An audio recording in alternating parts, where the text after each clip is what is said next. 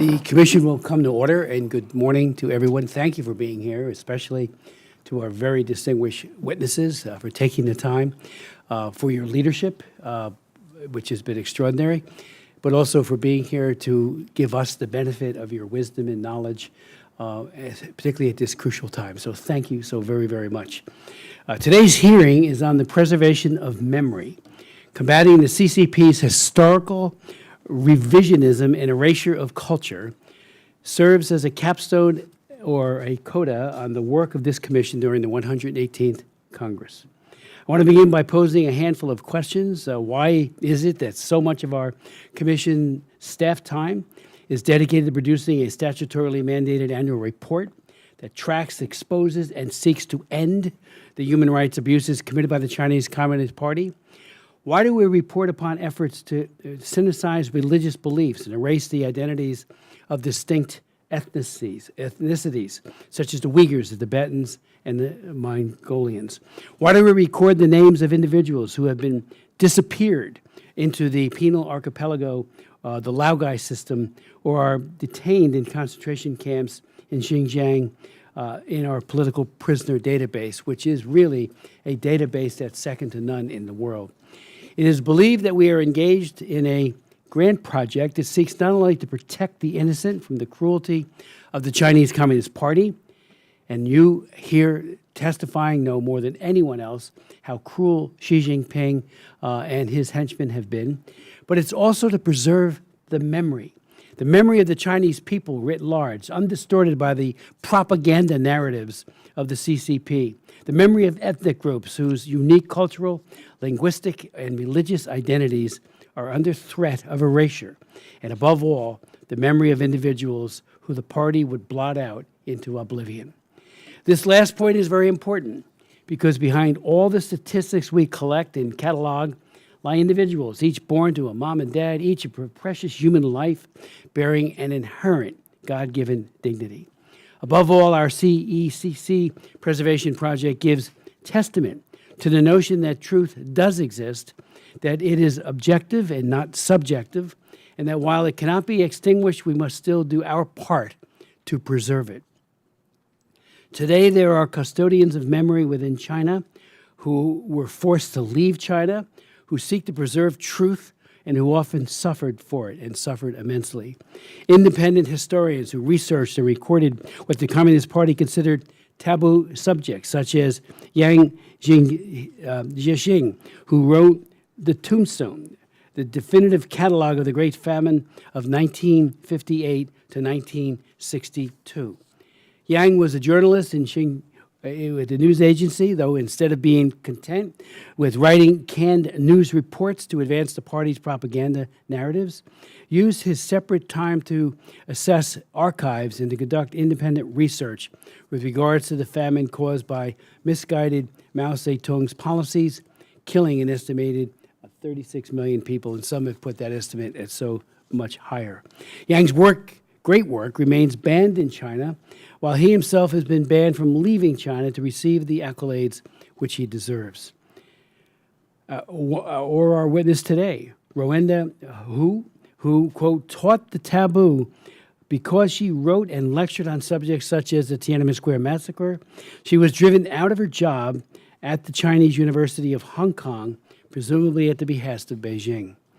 Now the people that Yang Jingjing and Rowena Hu write about, who perished in the Great Famine or were mowed down at Tiananmen Square, are blood martyrs, which one may call red martyrs.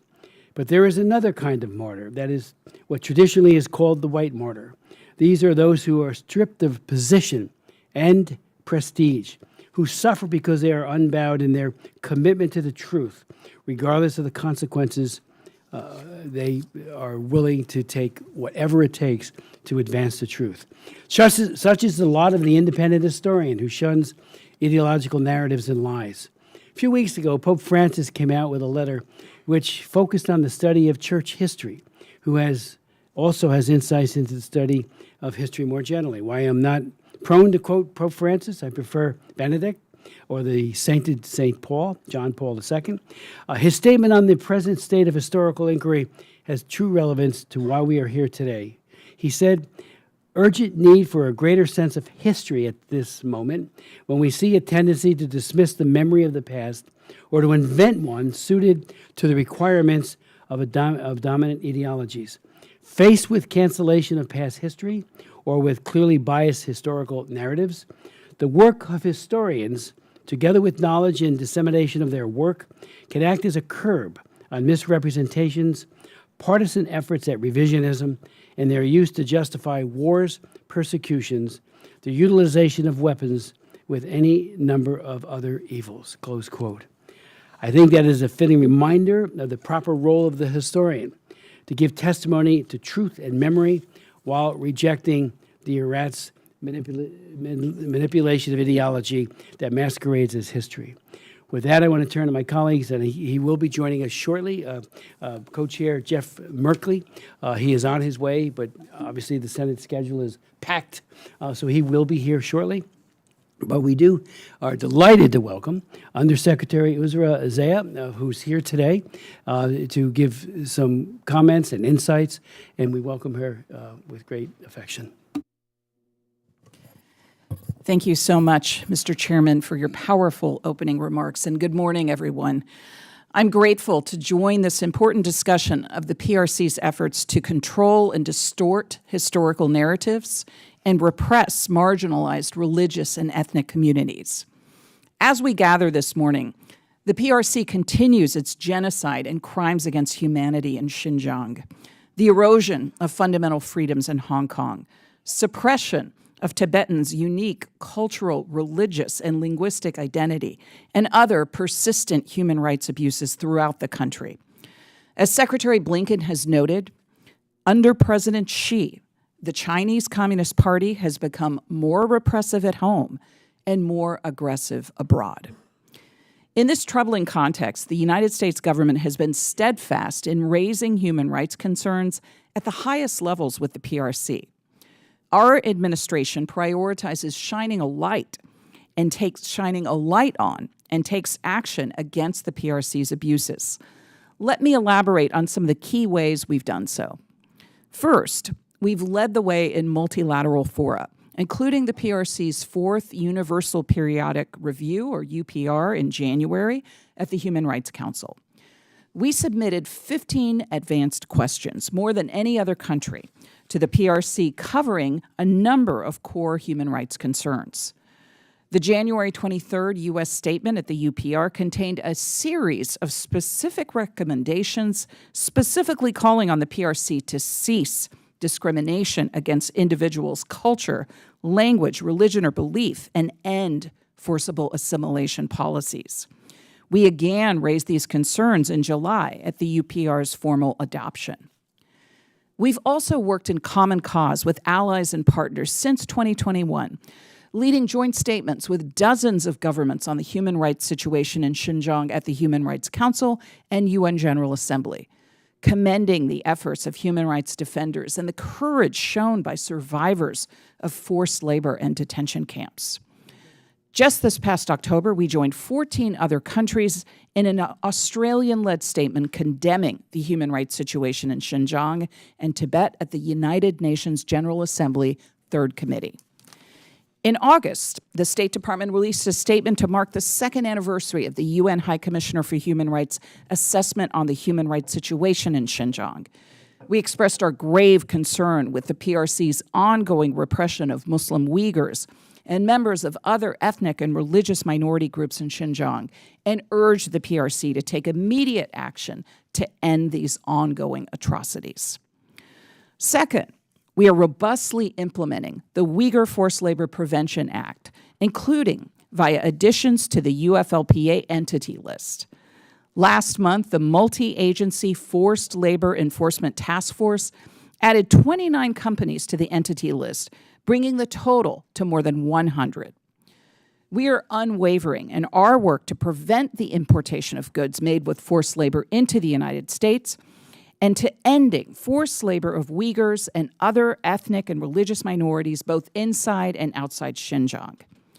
In December 2023, we released a report under the Uyghur Human Rights Policy Act to promote accountability, which identified 2 PRC government officials connected to ongoing serious human rights abuses in Xinjiang, whom Treasury concurrently sanctioned.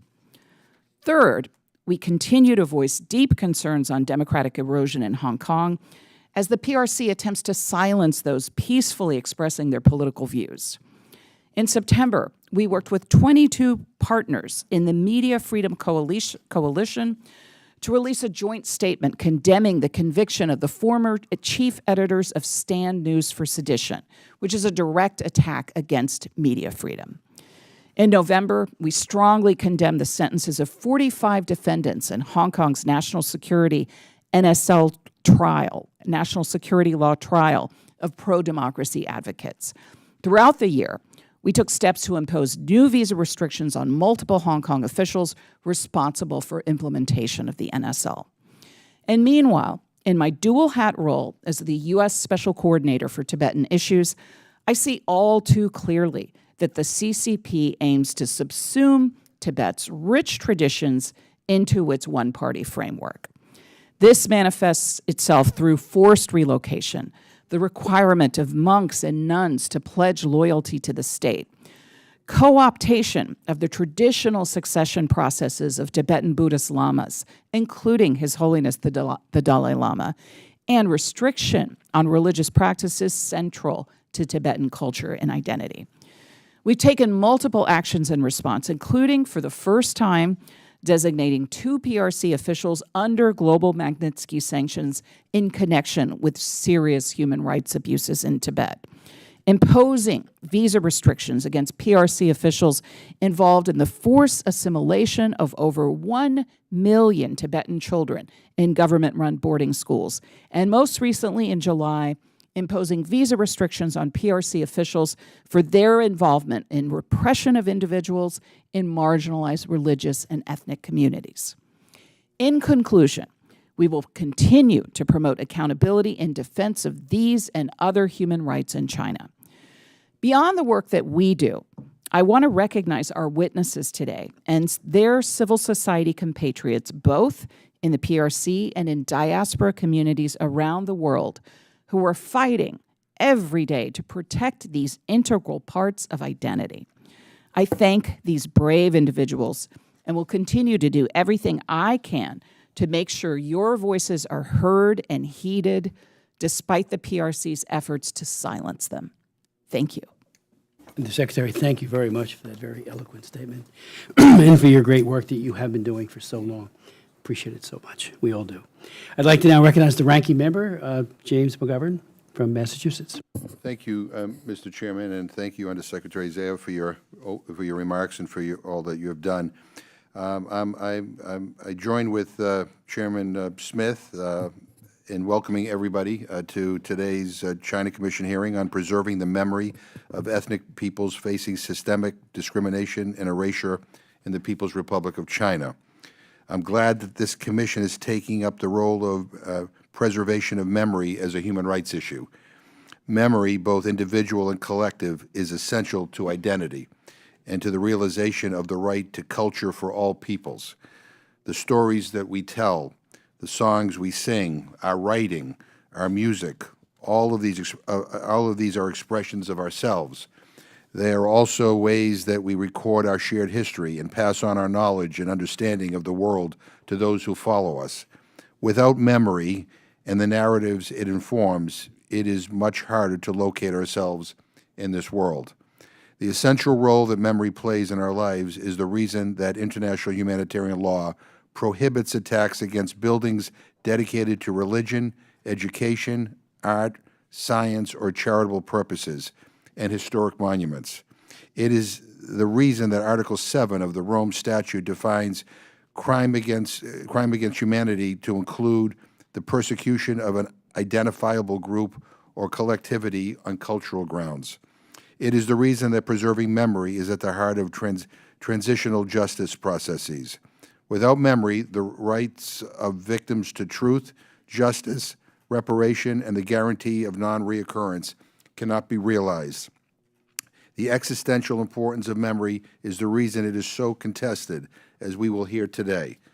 Any government or state that seeks to repress the language of minority ethnic peoples or rename their symbolic places or prohibit their traditional practices or forcibly assimilate them is violating their basic human rights.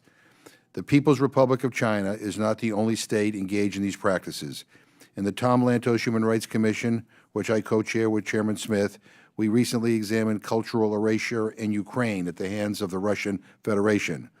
But the PRC's Sinicization policies are explicitly designed to erode the history and identities of several minority ethnic communities in favor of Han Chinese culture and core socialist values.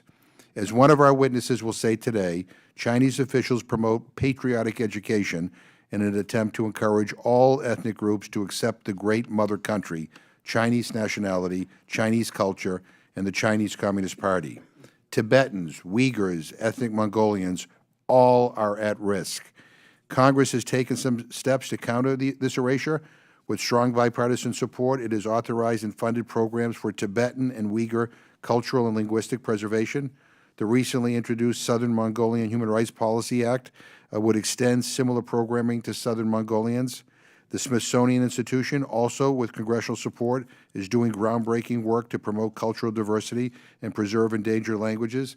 The Library of Congress, which has an excellent collection of Tibetan language works, has just received a donation of the 223-volume Monlam Grand Tibetan Dictionary, an impressive initiative that we will hear more about in testimony today.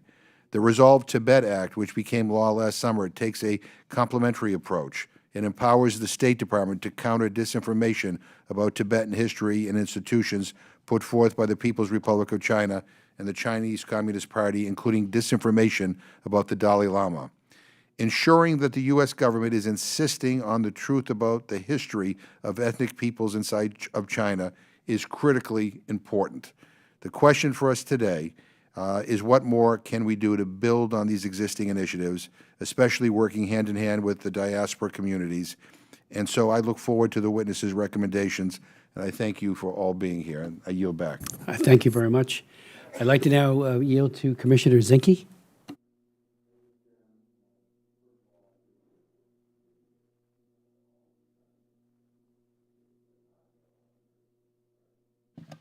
I appreciate all the witnesses being here, and I appreciate your commitment, and it does not go unheard. I think we can all agree that China is trying to erase your glorious history and suppress your values which you hold dear, and that's a concern to us all. My first question to Mulin Togochog, is that correct? It's Timulan Togochog. Oh, I'm sorry. You know what? I'm just going to make my opening statement. Oh, yeah. Then I'll go Of through. course. Go ahead. But I'll make it brief because I'm interested to hear from you. You've probably heard from us a lot, but I'm interested to hear from from our perspective of what we can do specifically. So I'll yield back to the chair, and I'll ask questions when the time is appropriate. Commissioner Salinas. Thank you, Chair Smith and Chair Merkley, for holding this important hearing today, and to our esteemed witnesses for taking the time to be here to share your stories and experiences with us. And I know that all of our witnesses are doing important and oftentimes life-threatening preserving work to preserve language and culture and speaking out against the CCP's oppression. And you have done so at great personal cost and sacrificed a great deal, and we are deeply grateful for the opportunity to hear from you. This past year, our commission has held hearings on preserving the memory of Tiananmen Square despite intense censorship efforts by the CCP. We've also held a hearing on the abhorrent mistreatment of ethnic minorities and the CCP's attempts to sanitize these actions within the halls of the United Nations. And finally, we held a hearing on the transnational repression by the PRC against those who dare to speak out both within and beyond China's borders. This hearing, our last of 2024, ties together the previous work of this commission and sheds light on the common theme of erasure and the lengths to which the CCP will go to silence anyone who challenges their dominance. Maintaining one's language, culture, and traditions is a crucial part of what it means to be human. These are not things that anyone should be forced to hide or change or ignore. Rather, they should be celebrated and protected, and I commend our witnesses for doing this critical work, even under the oppressive thumb of the CCP. So with that, I look forward to hearing from all of you about your experiences, the challenge you have faced, and potential solutions you have to offer the Commission. Thank you. Thank you very much, Commissioner. I'd like to now welcome and recognize our very distinguished panel. I have longer introductions, which I'll put into the record, but just briefly, Rowena Hu is a China specialist and historian of modern China, and currently a research fellow at the University of Texas at Austin. Her research focuses on the nexus of history, memory, and power, and their implications for the relationship between intellectual freedom and public opinion, human rights and democratization, and youth values and nationalism. Born and raised in China, she received her PhD from the University of Toronto. It was her participation in the 1989 student movement which set in motion her life's work. Her first book, Tiananmen Exiles, Voices of the Struggle for Democracy in China, was named top 5 books in 2014 by the Asia Society's China File, and she was designated among the top 100 Chinese public intellectuals of 2016. Dr. Hu, op-eds have appeared everywhere, including the Washington Post, the Guardian, the Globe, Wall Street Journal, among many other publications. She is, perhaps most significantly, this is her 3rd time, for our point of view, testifying before this commission. Above all, she is a passion about teaching. She received the Harvard University Certificate of Teaching Excellence for 3 consecutive years. She's been featured both on campus outlets and again, New York Times. Everyone has covered her and done so extensively.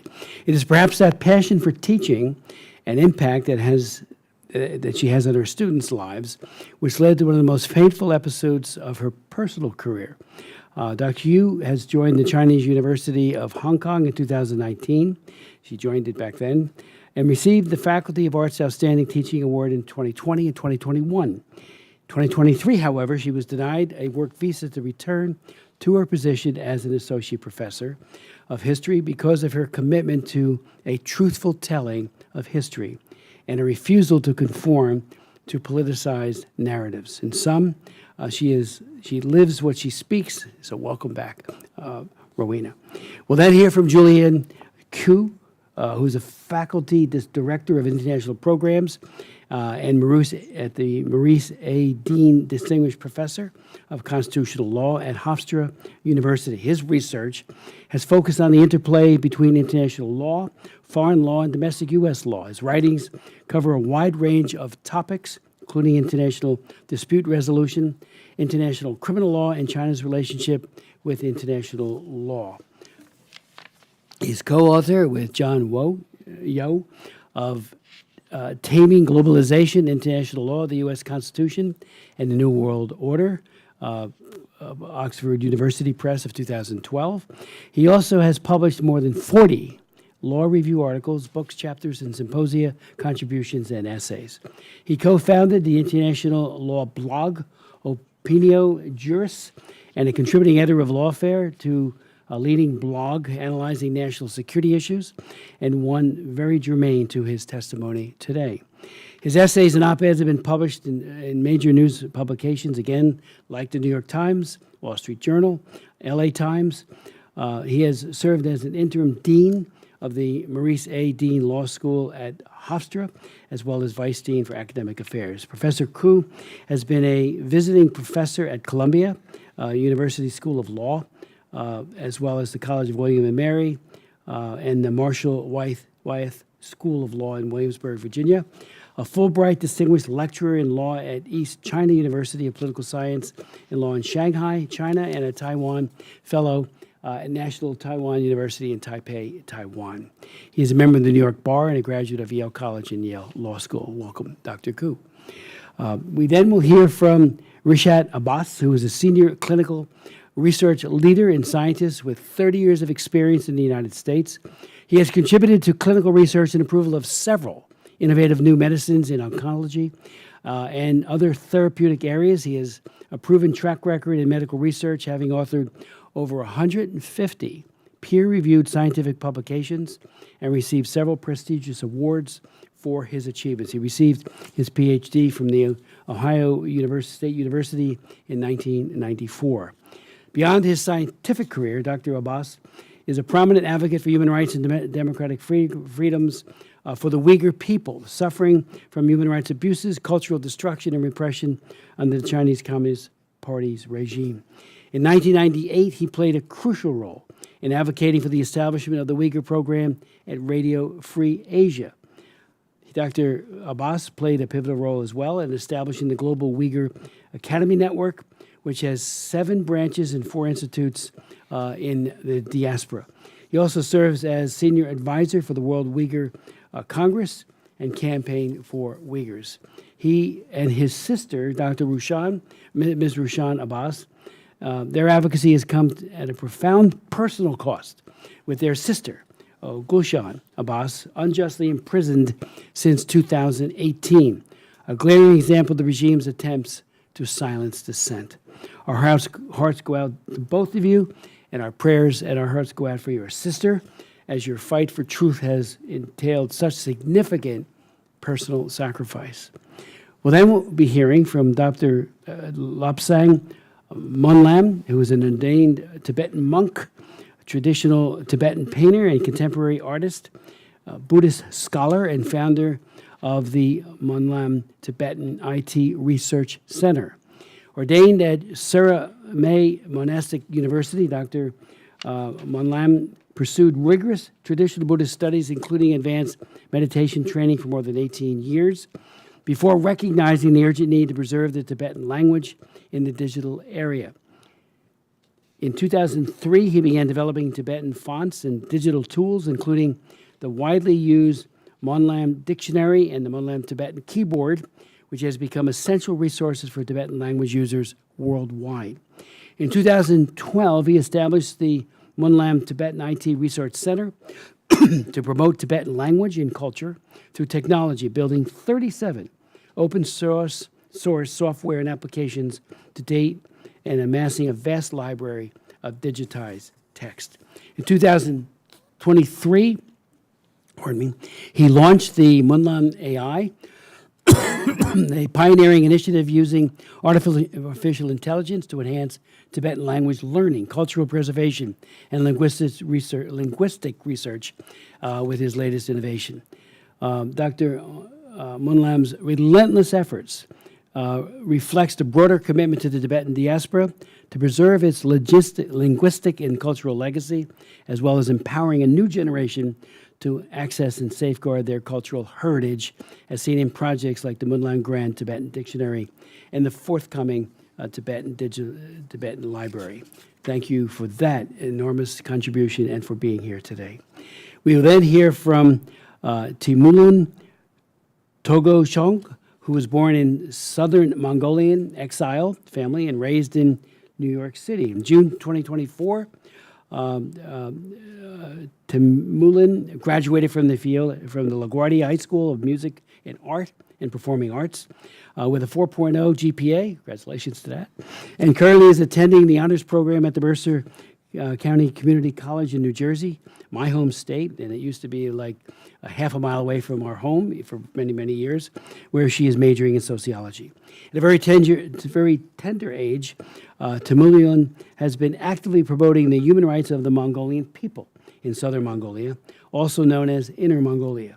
This includes twice testifying before the UN Permanent Forum on Indigenous Issues in New York City, on China's gross human rights violations in southern Mongolia, and the erasure of culture, language, and identity of the Mongolian people in southern Mongolia, as well as speaking at the briefing of the UN member states at the UN General Assembly on the deteriorating human rights conditions in southern Mongolia.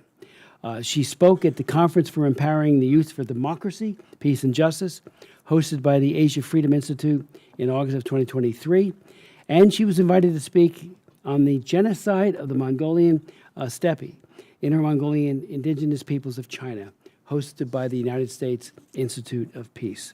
In December 2023, she was interviewed by Mr. Roland Walters, a British documentary filmmaker, for his upcoming new documentary entitled The Mongol Khan, regarding their personal experience as a youth activist born to an exile family in the United States. Just tremendous work. I'd like to now thank you and turn to Dr. Hu. Good morning, Congressmen and Commissioners, and I'm humbled to be here today. I also want to say hi to our friends in this room. In particular, I know that many of my students have been testing me in Hong Kong. They are watching. I know that I'm banned from Hong Kong. I cannot return to the classroom to talk to you anymore. But I'm so happy that in this space, I cannot see your faces, students, but I know that you're all there with me this morning. It's very difficult to not to be emotional to be in this room again, because I remember 10 years ago when I first invited to testify at the Congress. I was extremely hesitant because I was so concerned about my family members, and I was so worried. I lived with fear ever since the day I started teaching and researching the topic of Tiananmen, the taboo that they call it. But also, I think my generation, we grew up, I was born during the Mao period, and we grew up during the Deng opening up and reform era. And we were told that, China would be very different and we are going to live with hope. I was born actually before Nixon's visit to China, by the way. And of course, I was a young kid at that time. I couldn't remember much. After the day after the Tiananmen Massacre, I think that's the turning point for so many of us, as Mr. Smith mentioned earlier. The day after the massacre, I went back to my campus wearing the black arm of warning, the Chinese way of mourning. And my teacher came over to me and said that if you do not take that off, no one can protect you from now on. I reluctantly removed the black armband. And at that moment, I think of the time when Mao died. My parents were celebrating the night before. They closed the doors and the windows in their little apartment. And they seemed so happy. They were drinking wine. The next morning, they took me to the public memorial, and everyone was crying. And as a little girl at that time, I was very confused by the contrasting expressions of the adults. The night before, they looked so happy. And the next morning in public, they were so sad. In 1989 again, I had to remove the black armband as my teacher requested me. For 2 generations, we were not allowed to express the basic human feelings of sorrow and joy. And for the days after the massacre, we light candles secretly in our small private space, but we were not able to continue to express how we felt. And very soon, I had to keep my mouth shut. At the age of 17, I had 2 options: to lie or to survive. I chose to lie, otherwise I wouldn't have been speaking to you here today. 10 years ago, when I was given the opportunity to speak here before the congressional hearing, my dear grandmother was still alive. And I was so worried that after that hearing, I would never have a chance to see her again with my book just published and came out. She was my mother during the Cultural Revolution when my parents were sent away. And actually, it was very true that after the hearing, I was not able to return to see my grandmother. She died without me touching her one more time, as she had been telling my parents that she'd been longing all those years. The reason for me and my generation and so many of those multiple generations in China, they are invisible people. Sometimes people call them underground historians. I do not like the term underground. We are the historians. We are the people of the voice and the memories that have been silenced. And as Congressman Smith mentioned, Mr. Yang Jisheng, he also mentioned in the introduction of his book, The Tombstone, where that he spent over 20 years to do archive work and documented the death.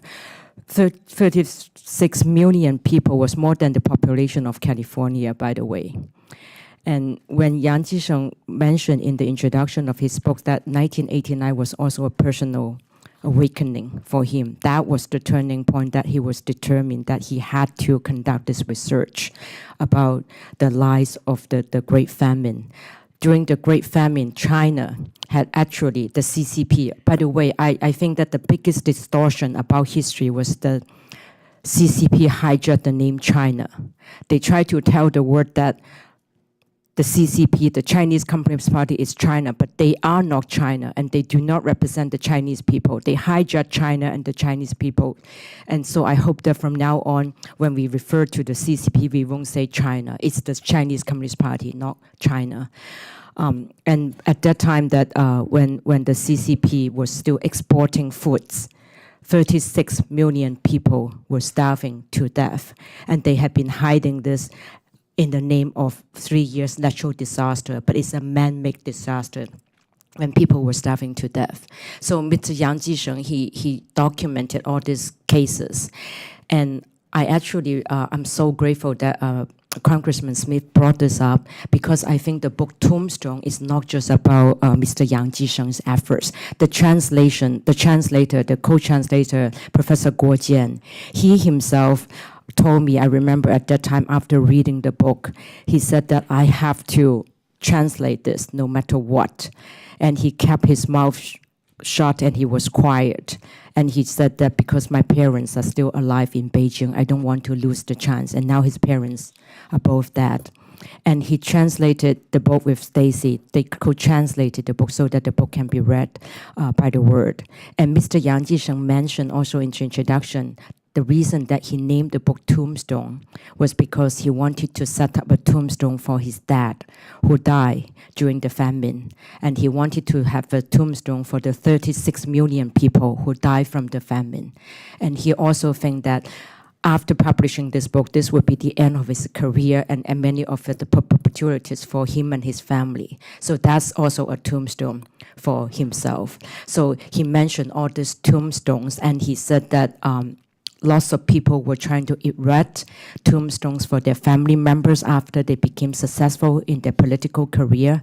And he said, even though I'm not successful as those people, but I also want to erect a tombstone for my dad, and this tombstone would not be a real tombstone. He said, I'm going to carve a tombstone with the facts, and that the facts cannot die in people's heart. I want to keep this bookstone that we can carry forever in the library, in history. And he did it. And I think that was the determination not only for Mr. Yang Jisheng, but the determination of so many of the people that were forced to silence after 1989 and in the face of state amnesia. So I would like to give you a quick a brief summary about what the CCP did immediately after the crackdown, after the purge, after the arrest. They started this nationalism. It's a very elaborate patriotic education campaign, and they revised the history textbooks and they revised the political textbooks, intensifying about China's victimhood under the hands of the West and Japan. And then they created a narrative, not the truth, but they created a narrative that the military crackdown was necessary in order for stability and China's rise. And in a quick words, they basically were saying is that we did this for you, we kill for you, we kill these people so that China can have a rising China, can have stability. And I think that whole rising China concept that they try to create through these revised textbooks, through the museums and all the narratives. So they were talking about, number one, a China that had suffered in the hands of the West and Japan, has been a victim. And now the West is using universal values to weaken and divide China. Number two, they were trying to give the world this impression, and domestically, internationally, even though the CCP has a lot of drawbacks, But CCP is the only power, the only authoritarian regime that can keep China so-called united and protect its sovereignty, and to keep Tibet and Xinjiang and all these minorities groups together under China. And number three, they've created this narrative to show that only the CCP now can bring the interests of financial and military strength to China, so that for the first time, the Chinese people can raise their hands after the Opium War. And number four, the CCP has been extremely successful to selectively choose its glory, its trauma, and what they would underlie what they are successful, what they have been successful, and also they cover up all the lies, such as the Great Famine, the anti-racist campaign, and the Tiananmen Massacre campaign. So all the atrocities and the land reform that they were responsible for China. And at the same time, in the past 35 years, we witnessed this war of memory against forgetting. We witnessed this unequal context between the state-imposed manipulation of historical narratives and from the bottom up, the people's resistance. So here, historical memory, the subject matter of history, is not just about teaching a subject that our students learn in democracy, that they can just learn in history textbooks. I think that here, the commemoration and the resistance, the preservations of history and memory has become the power of the powerless, has become our way to remember and commemorate. It saddens me to think about 10 years ago when I testified in this building. I still have on my back the Hong Kong people lighting candles every year to commemorate. But now in Hong Kong, the candle lights are gone. Victoria Park is now swallowed in darkness. And the recent trial of the 47 group, the best of Hong Kong people, is the trial of humanity. It's the trial of civil society. It's the trial of our hope for the future generation. So again and again and again, I think one of the reasons that we took to the streets in 1989 was not because of anger, not because of frustration, but because of our hope and even our trust in the CCP that they would reform itself. I think in many sense, the people in Hong Kong, my dear students, my colleagues, my friends, many of them now are behind bars and in jail and in exile. I think many of them, even though they do not trust the CCP in many sense, but they were still hoping, believing that they would be able to make a difference when they took to the streets, when they started this prior that now the CCP called them trying to, a conspiracy to overthrow the regime and all of this. So in many sense, it's a betrayal of loyalty.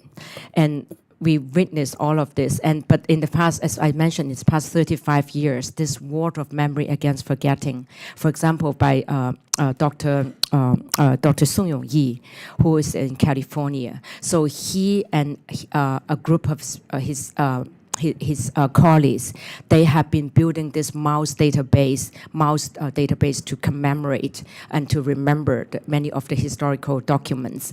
And because of this, he himself was detained in China as early as the late 1990s. So on one hand is the bottom-up state control and interpretation of history, and at the same time is this, the people's resistance against amnesia. In the past 25 years, first as a new immigrant and a graduate student, and later as faculty members, I myself at first have been attacked by Chinese students under the impact of state-led nationalism. And they call me traitors of China, and many of them even threatened to gang rape and all of those. That's why Professor Ling mentioned in the introduction of my book, other than calling Rowena a whore for Americans, these people do not have any answers to the serious questions that she raised about China. And however, after COVID, we saw a huge difference and change when the younger generation of China themselves witnessed the firsthand about how the CCP twisted the historical memory of COVID. In 2020, the CCP published a white paper about what they call the correct collective memory of COVID, and it's a glowing account about the CCP's efforts to combat COVID. But at the same time, the younger generation themselves, they witnessed what it was like to experience COVID. So about a year later, we saw the white paper movement of the younger generation, when students, the younger generations, both inside and outside China, they were using white papers to cover up their face in public space to express their disagreement of the CCP's versions about what happened during COVID. So this is not as dramatic as the tank man in front of columns of tanks near Tiananmen Square. However, to me, this image of the younger generation of China, when they were holding the white paper in public space, that was another symbol of courage in fear. And it's because of this kind of courage in fear that we know that we need to tell the historical truth so that we would be able to have the continuity of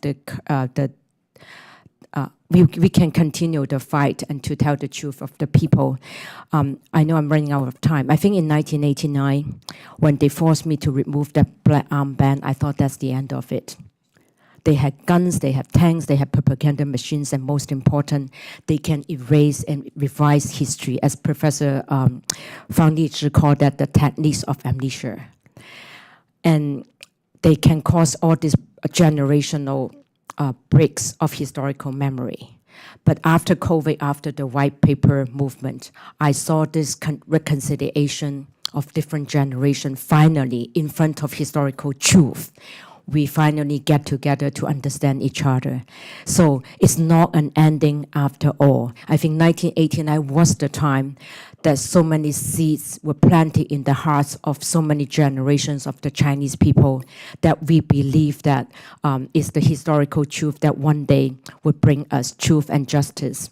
And if we want light, we must conquer justice. So 1989 may remind us of repression, but it also reminds us the power of the people and our basic human rights for truth and justice. So I'm sure history will witness the Tiananmen spirit as the power of the powerless, and now the Hong Kong spirit as the power of the powerless again and again. I'm sure that we may lose many battles, but I know we are going to win that war of historical memory. I know that history is on our side. Thank you very much. I do. Thank you so very much. The Undersecretary, I understand you have to leave at 11:30. Oh, good. Oh, good. Thank you. Thank you. Mr. Gu. Congressman Smith, honorable members of this commission, thank you for the invitation to appear before you today. I want to honor the panelists who are here, who really have gone through things that really put them at risk of retribution just for speaking here today. My remarks are kind of different. They're going to focus on the way in which the Chinese party state has used tactics to take advantage of the weaknesses of their own legal system and the strengths of the U.S. court system to advance the goals that we're discussing here today, the goals of suppressing evidence and narratives about China's own history. So I just want to quickly define my term here. I define lawfare as a strategic use of legal systems and institutions to achieve military or political objectives. This concept involves leveraging legal mechanisms to damage or delegitimize an opponent, often by imposing legal and financial burdens through litigation and other actions. China's People Liberation Army has long used the term lawfare as an essential component of its three warfare strategic doctrine. The instruments of lawfare include all forms of Chinese domestic law and international law. But in recent years, what's interesting is that Chinese entities have shown lawfare can be used within the U.S. legal system as well. For instance, Chinese companies have filed lawsuits against Chinese nationals residing in the U.S., purportedly involving commercial disputes, but really motivated, it appears, by efforts to achieve Chinese government objectives, maybe against people wanted for alleged corruption at home, or against political dissidents living in the United States. All of these lawsuits share similar characteristics. An entity officially unrelated to the Chinese government or the Chinese Communist Party files a lawsuit. The Chinese plaintiff is typically represented by maybe the best law firms in America that charge the highest prices. And the lawsuit almost never gets past the early stages, but does impose significant costs on the defendants. For instance, I want to talk about one example of a lawsuit that does touch on the goal of suppressing history. The litigation Stanford University versus Zhang, which is a great example of what I'm going to call asymmetric lawfare. The litigation over the ownership of the diaries of Li Rui, a former personal secretary to Mao Zedong, and his later life, a prominent critic of the Chinese Communist Party, illustrates this kind of Chinese lawfare. It's asymmetric lawfare because China uses its own legal system, which is much more politically manipulable than the U.S. legal system, to gain advantages in U.S. litigation and gain advantages in the open U.S. court system. Mr. Li, through his daughter, agreed to donate his personal diaries to the Hoover Institute for War and Peace at Stanford University. After his death in 2019, however, his widow filed a lawsuit in Beijing court claiming ownership of the diaries. She argued that the diaries contained deeply personal information and that Li actually intended for her to decide how to make those documents public. The Beijing court ruled in her favor, awarding her ownership of the diaries and ordering Stanford University to turn over the diaries to Ms. Zhang. Stanford University argues that it was never giving adequate judicial notice in Beijing of the court proceeding, and when it did hear about the case, it went to court and was denied the opportunity to make its case.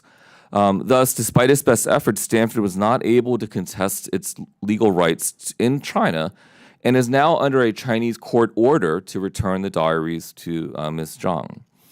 To its credit, Stanford is fighting back. It filed a quiet title claim in U.S. federal court to affirm its right to the diaries, arguing that the Li donation is proper and that the Chinese court judgment should not be enforced in the United States due to the unfairness of the Chinese court proceeding. Ms. Zhang has counterclaimed, alleging copyright infringement and public disclosure of private facts, among other issues. So far, the U.S. trial court has dismissed some of Ms. Zhang's claims but allowed others to proceed, and is currently considering their trial briefs and will issue a judgment pretty much any day now, so maybe even today. But whatever the result of that case, the litigation illustrates the effectiveness of what I'm calling asymmetric lawfare by the Chinese Party state. The key to their strategy is to use its ability to gain favorable outcomes in the Chinese court system to gain favorable outcomes in the U.S. court system. Stanford was provided no official notice of the Chinese court proceeding and then denied the ability to defend itself in China, and then forced Stanford to start a legal proceeding in the United States where it will have to overcome traditional U.S. legal doctrines that give effect and deference to foreign court judgments in most cases. So, unlike Stanford in China's court system, Ms. Zhang has been given full opportunity to defend her case. She has been able to hire some of the largest law firms in the United States, which are some of the most expensive law firms in the United States, to litigate her case and defend her case. Due to relaxations on champerty rules and third-party litigation disclosure rules in the United States, Ms. Zhang, who has incurred enormous legal fees, probably hundreds of thousands of dollars, maybe even more, on a widow's Chinese state pension, does not have to disclose if any third party has helped foot her legal costs under U.S. rules. So even if she does not prevail, the litigation, which has dragged on already for nearly 4 years and has cost Stanford itself hundreds of thousands of dollars in legal fees, maybe more, is likely to deter other archives, smaller universities that are not as well resourced as Stanford University, museums, other nonprofits in the United States who might think about acquiring historical items, archives, documents, hosting them. They might think, well, maybe I don't want to acquire that one because it might subject me to litigation in China. It may be litigation here in the United States. So it serves as a deterrent for universities, museums, and other institutions in the United States that might otherwise want to participate in what many of the panelists here are going to talk about, which is the preservation of history about China that's different than the official narrative pushed by the party in China. There are no simple fixes to solve the problem of asymmetric lawfare by the Chinese government in the United States. But Congress might make some headway by enacting laws to, for instance, expedite proceedings to dismiss efforts to enforce Chinese court judgments in U.S. court, It could amend the Foreign Agent Registration Act to require disclosures of financial support from foreign government sources or foreign political sources during litigation in the U.S. court. It could bolster rules in general for disclosing third-party litigation finance, who's funding litigation if they're not the actual party in interest. These are rules that Congress does have jurisdiction to legislate over. Such actions are not a complete solution, but I believe it's the right place to start. Thank you. Thank you so very much. I'd like to now recognize Dr. Abbas. Okay,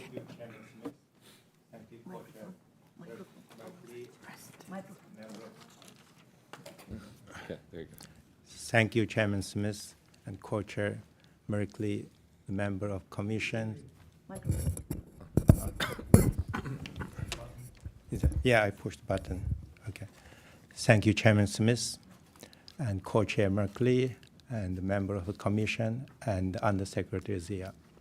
I first like to thank the Commission for the opportunity to share our experience trying to preserve Uyghur memory and combat CCP's erasure of our culture and identity. This question is an existential one. As recognized by the US government and more than 10 Western parliaments, Chinese government has been committing active genocide targeting Uyghur people since 2017. In August 2022, a UNHCR report stated the PRC's actions may constitute crimes against humanity. Despite international concern over China's Uyghur genocide, the Chinese government has been aggressively implementing policies of cultural genocide to erase Uyghur memories by eliminating Uyghur language, culture, identity, and religion. If these are lost, both in the homeland and the diaspora, the CCP will achieve its goal. If these are lost, both in the homeland and the diaspora, the CCP will achieve its goal, regardless of the future political shifts. Many diaspora Uyghurs are facing transnational repression for speaking out, including my family, who have endured severe retaliation for our advocacy. My sister, Dr. Gulshan Abbas, a retired medical doctor, was sentenced to 20 years in prison on fabricated false charges as retaliation for our advocacy in the US. Despite Gulshan's chronic health issues, her unjustice detention exposes CCP's aggressive policies that target Uyghurs simply for their identity and for the activism of their relatives abroad. My sister's imprisonment is a clear action of retaliation, as she has never engaged in any form of advocacy in her life. The genocide in the Uyghur region signals a broader erosion of human rights, setting a dangerous precedent for future crimes. History warns us the consequences of inaction. Uyghur advocates worldwide emphasizes the importance of teaching the next generation their language, culture, and identity to preserve the heritage as Chinese oppression continues. Our organization, Uyghur Academy, is a global Uyghur intellectual network with 7 branches and 4 institutes. It fosters effective collaboration among Uyghur organizations, communities, universities, NGOs, and the stakeholders to highlight the Uyghur genocide and counter CCP's influence. Since 2022, with support from USAID and USIP, Uyghur Academy has hosted 2 international conferences and workshops, bringing together global Uyghur community leaders and volunteer teachers. The workshop provided training Uyghur language and cultural preservation and addressing the unique need of heritage learners, those who grew up speaking Uyghur at home but use a dominant language outside. In 2023 and 2024, we hosted 2 Uyghur Youth Summer School, uniting Uyghur youth from 14 countries. These schools offered a transformative experience in Uyghur language, culture, history, fostering connection, resilience, and pride in their heritage. For many, it was clear it was their first time interacting with peers in their native language, creating lasting bond, inspiring advocacy in their communities.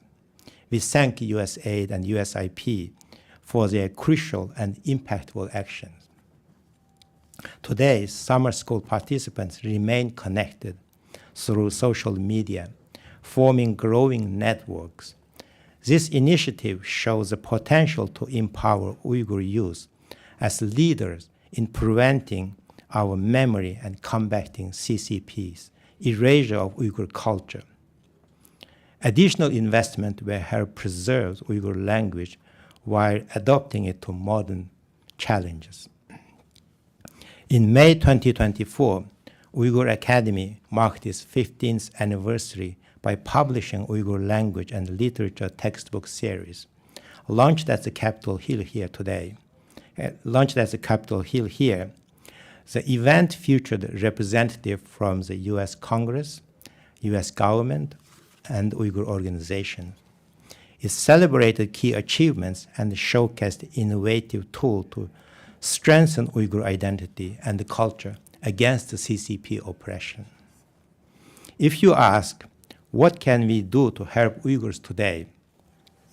One key answer is to support programs that connect isolated Uyghurs in diaspora and to help preserve their language and identity. This initiative offers Uyghur hope, something incredibly rare in our situation. This is not merely about a justice for Uyghur people. It is a fight for the principle of democracy, human rights, and freedom that underpins the world we wish to leave behind for our future generations. Allowing CCP's atrocity to go unchecked threatens global value, empowering authoritarian regimes and weakening the foundation of the free world. The stakes are far greater than the Uyghur people alone.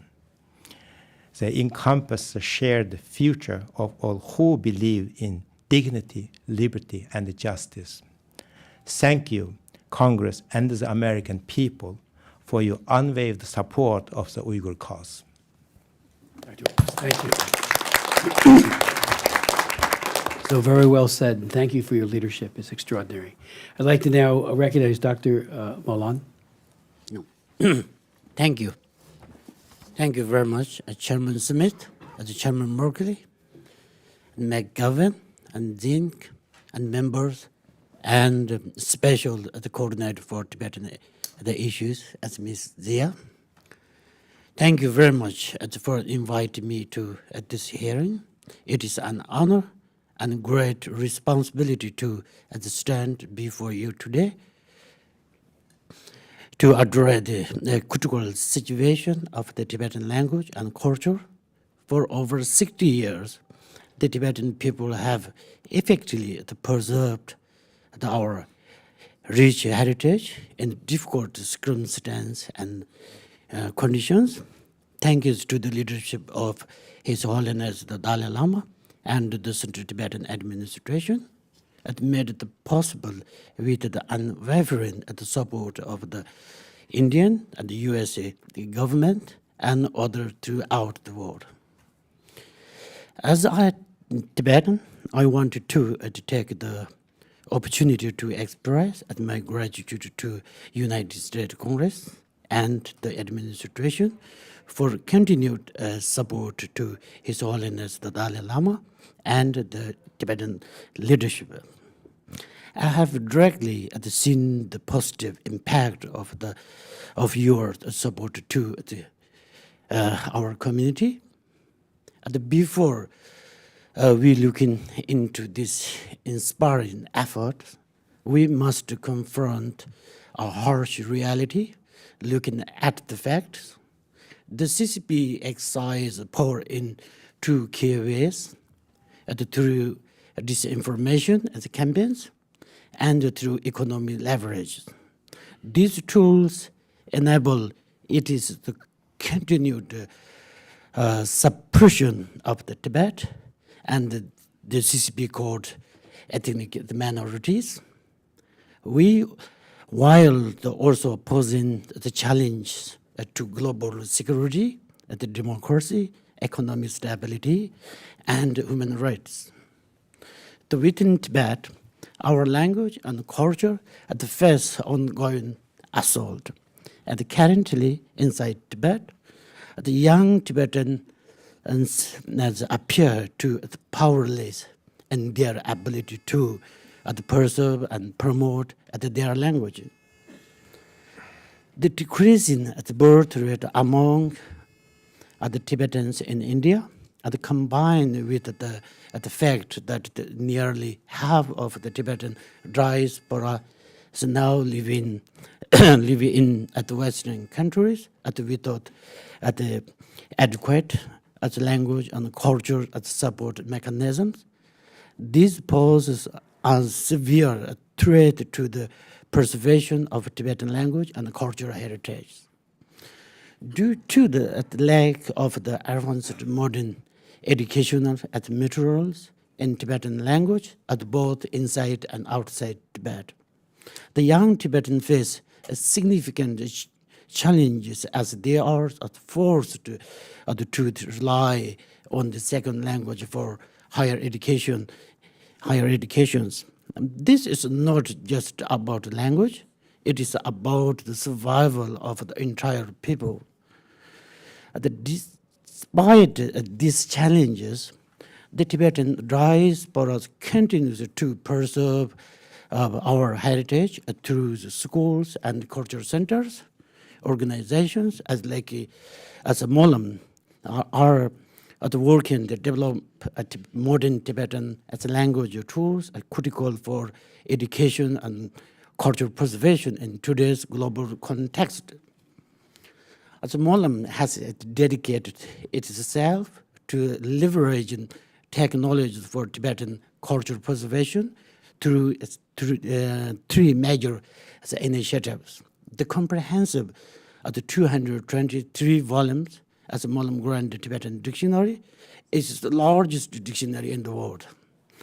The USAID supported the Tibetan digital library projects.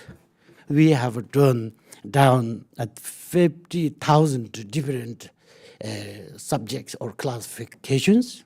It's very rich Tibetan as the culture or language.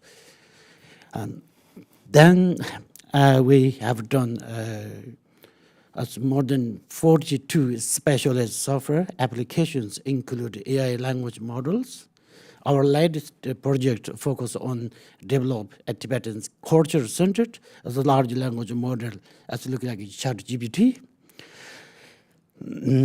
to revolutionize Tibetan language, education, translation, and cultural preservation efforts.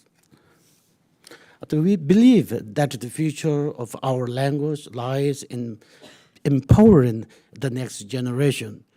That is why we are envisioning to create modern academic subjects in two, for example, science, technology, and social studies. We want the Tibetan students to explore the world. While staying deeply rooted in their identity, the current education system is struggling to keep pace with the rise of the artificial intelligence. It is too slow to focus on memorization and not enough the critical thinking or ethical developments. We need an education that is both fast and high quality, one that prepares students for the world where technology is rapidly changing everything. I envision an education that is combined the best of both worlds, the timeless wisdom of Tibetan thought with the cutting edge possibility to the technology. We believe in nurturing not just external skills, but also internal development, compassion, critical thinking, and deep understanding for our interconnected world. This isn't just a vision for Tibetans, it is a vision for America and the world. By combining the best of our tradition with the power of the technology, we can create an education system that truly prepares a future generation for the challenge and opportunity that lie ahead. We can build a future where wisdom and compassion guide our technological and advancements and create a measure just equitable world for all. In conclusion, the challenges are real, but so are our resilience.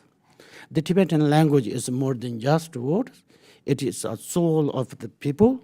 It is a key to understanding our history, our value, and our unique perspective on the world.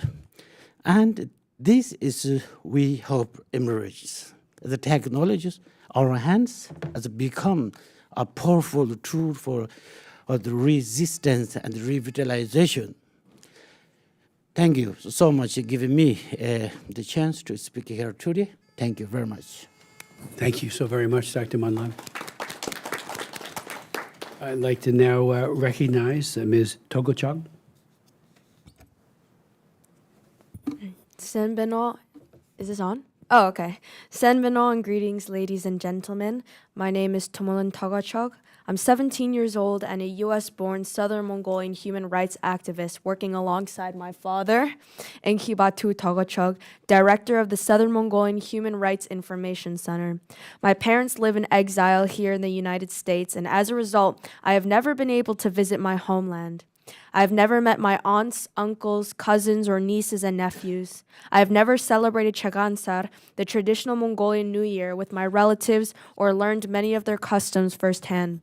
My parents have not returned to Southern Mongolia to attend family weddings or funerals, nor to say their final goodbyes to loved ones. Despite these challenges, my parents have worked tirelessly to preserve our language, culture, and traditions. When I was younger, they sought out Mongolian babysitters to help teach me and my sister our mother tongue. This was no easy task, as there were few Mongolians in New York, but still I was fortunate enough to learn some Mongolian from the babysitters they found. As I started school, time at home and opportunities to learn Mongolian diminished, even though my parents consistently spoke Mongolian at home. Southern Mongolians used the traditional script written vertically from top to bottom, a script with over 800 years of history. This script was not easy to learn, so my parents arranged for a teacher from independent Mongolia to teach me and my sister the Cyrillic Mongolian script. In the summer of 2018, my father took us to a children's camp at the Mongol Tibetan Buddhist Center in Bloomington, Indiana. It was a rare chance to speak Mongolian, sing traditional songs, cook Mongolian food, and play with other Mongolian children, mostly from the independent country of Mongolia. It was a pleasant experience that gave me a glimpse of what it might be like to return to Southern Mongolia, my home country. However, one painful memory stands out to me. Some Northern Mongolian children ridiculed our Southern Mongolian accents and called us quote-unquote Chinese. Well, despite these struggles, I feel privileged to have grown up in the United States, a free and democratic country where I can learn my language, practice my traditions, and express my opinions without fear.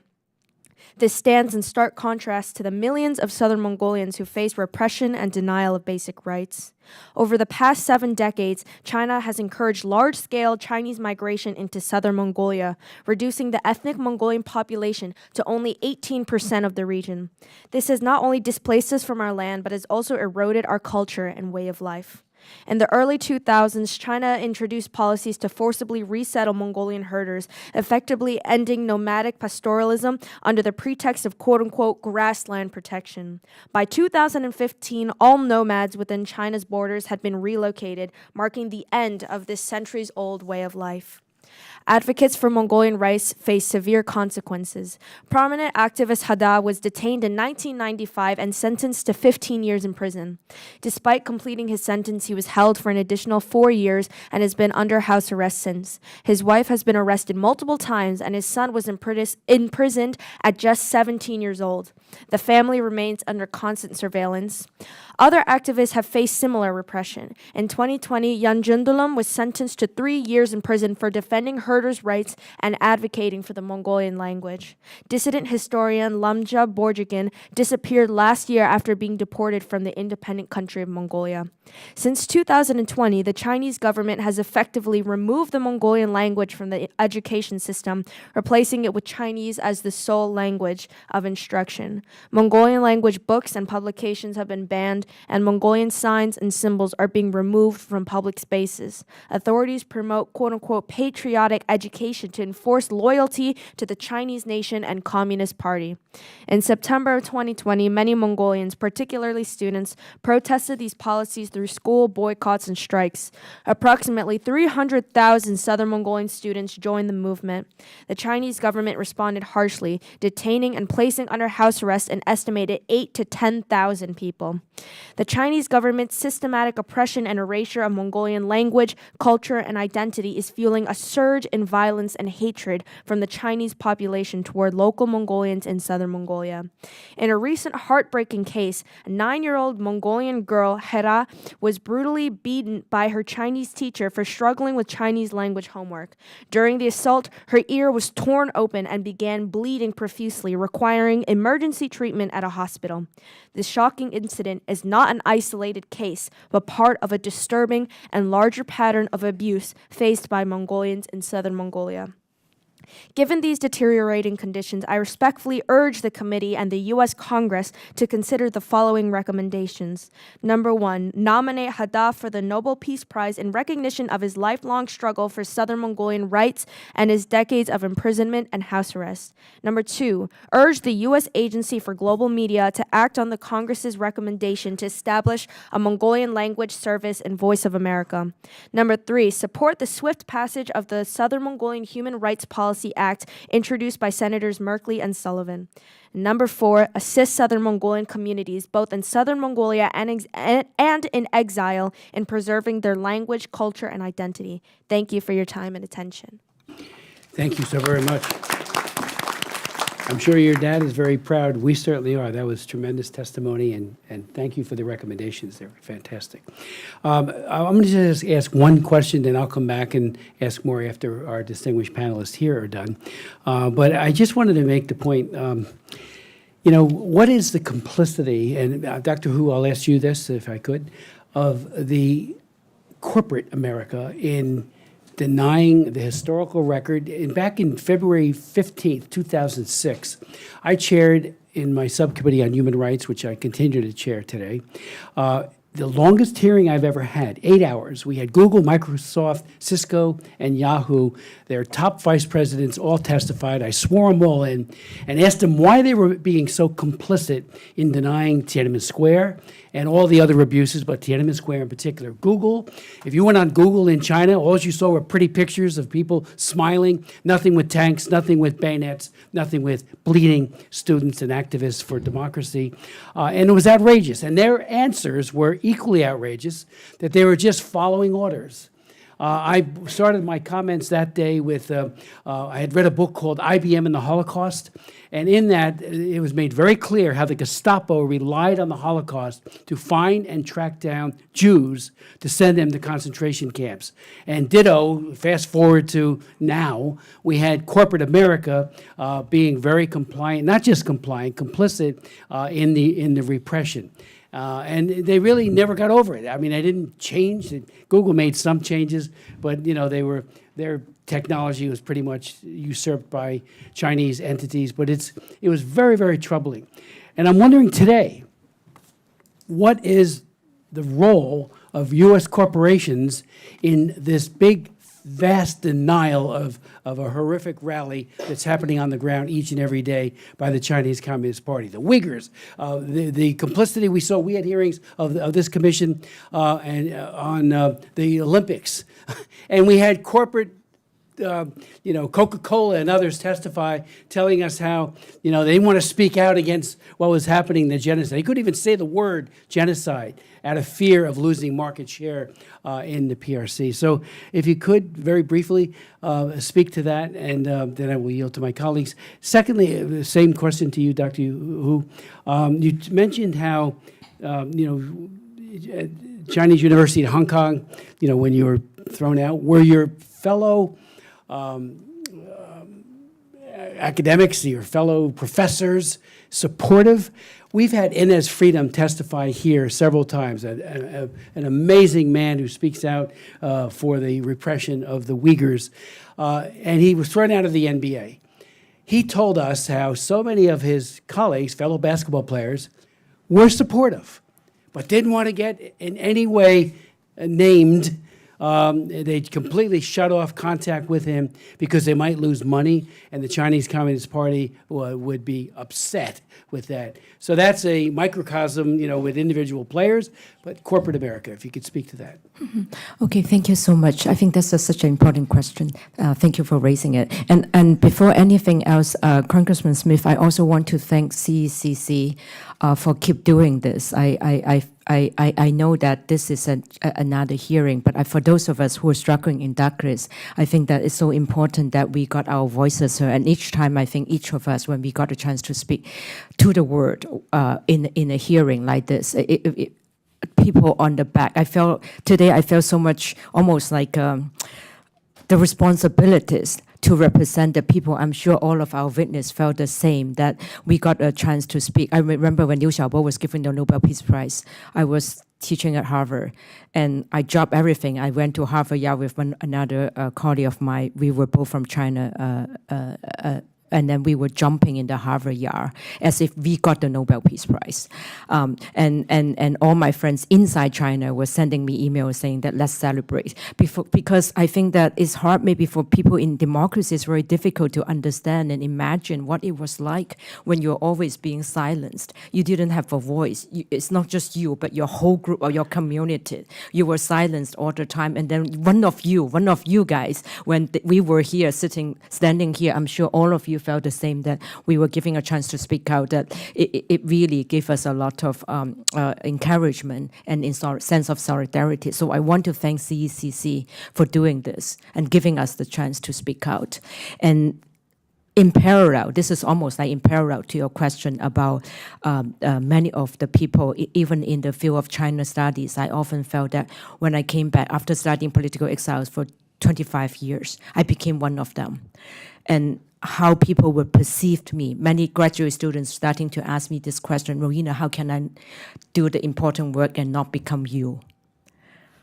I think that all these companies will face the same thing, like how can we do the right thing? I remember when Google were forced to do certain things, they decided to close down, and so many Chinese citizens went to their office and left them flowers outside to show they appreciated it. So I think that the difficulties of dealing with authoritarian regime is very difficult and challenging, and the price that we have to pay, as I mentioned earlier, you have this economic interest, you have all these things. But I said this already 10 years ago, and I think when I was speaking at the State Department, I make the point that in this global village that we lived in, when the plane got hijacked, you got a business class, I got a window seat.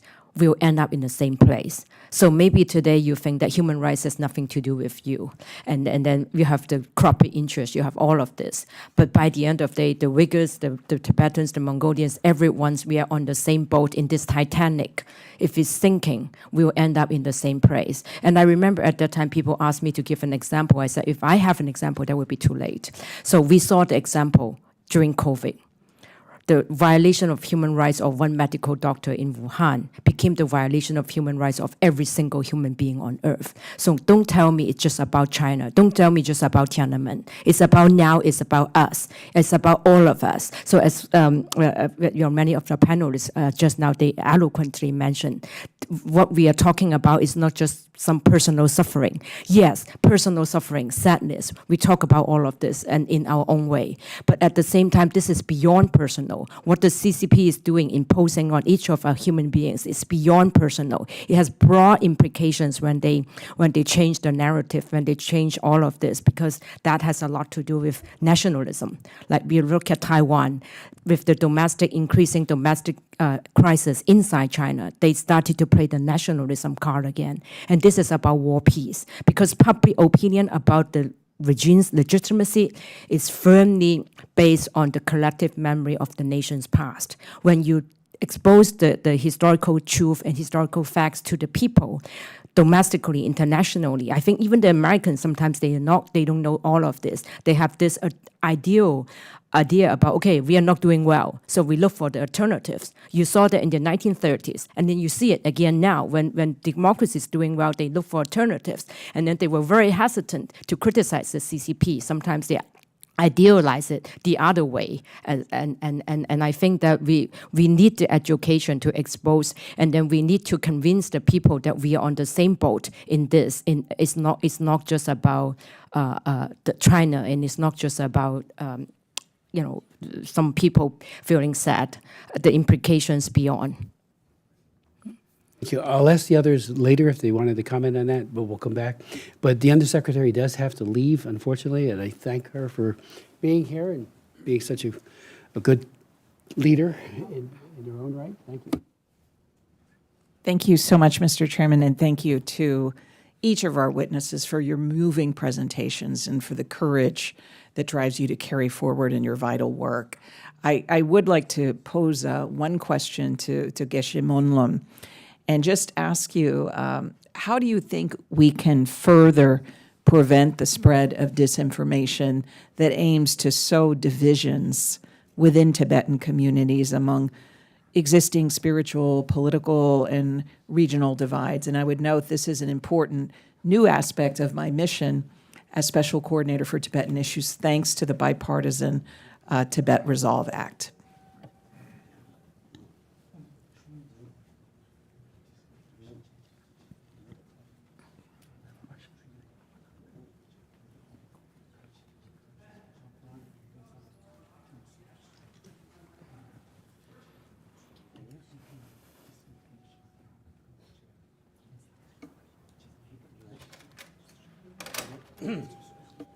Yeah. Sorry, my English is very limited. Sorry. My English is very limited. Then at first I say in Tibet it's better. No. And this one, the week again show the disinformation campaign data and the economic leverage. The dinila deni cannot and zamne dikala. Mila wanyu ta ne tan samdi chade wa ni several ro and the reason that ari shong ngone gana nalo le ani nobody thong mebe na chlo ki tapena joge di yongkong ni so yongkong de jer ba ko tizola pen gana shong force chine pen lega chiding mangbod pen penjur gani cha cha pen ngan jogi and tangu because Ghana jongi disinformation di Apple company late and Apple company Ghana ki penjur ki nuwala teni and penangazo up to sangma Ghana la kaya ta and tinde new tamangole itus yeah thank you.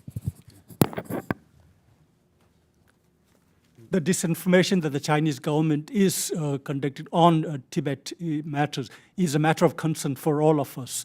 And for the United States, I believe that although we may or may not be directly able to impact what the Chinese government do inside Tibet, but their action outside of Tibet and China and in the diaspora and in the international community is something that the United States can help mitigate. For example, to give a case about our app, when we introduced it, the Chinese government used their leverage, economic leverage with Apple, etc., so that problems were posed in having our app being included by Apple in its stores. So indirectly, you can help mitigate the disinformation that the Chinese are conducting.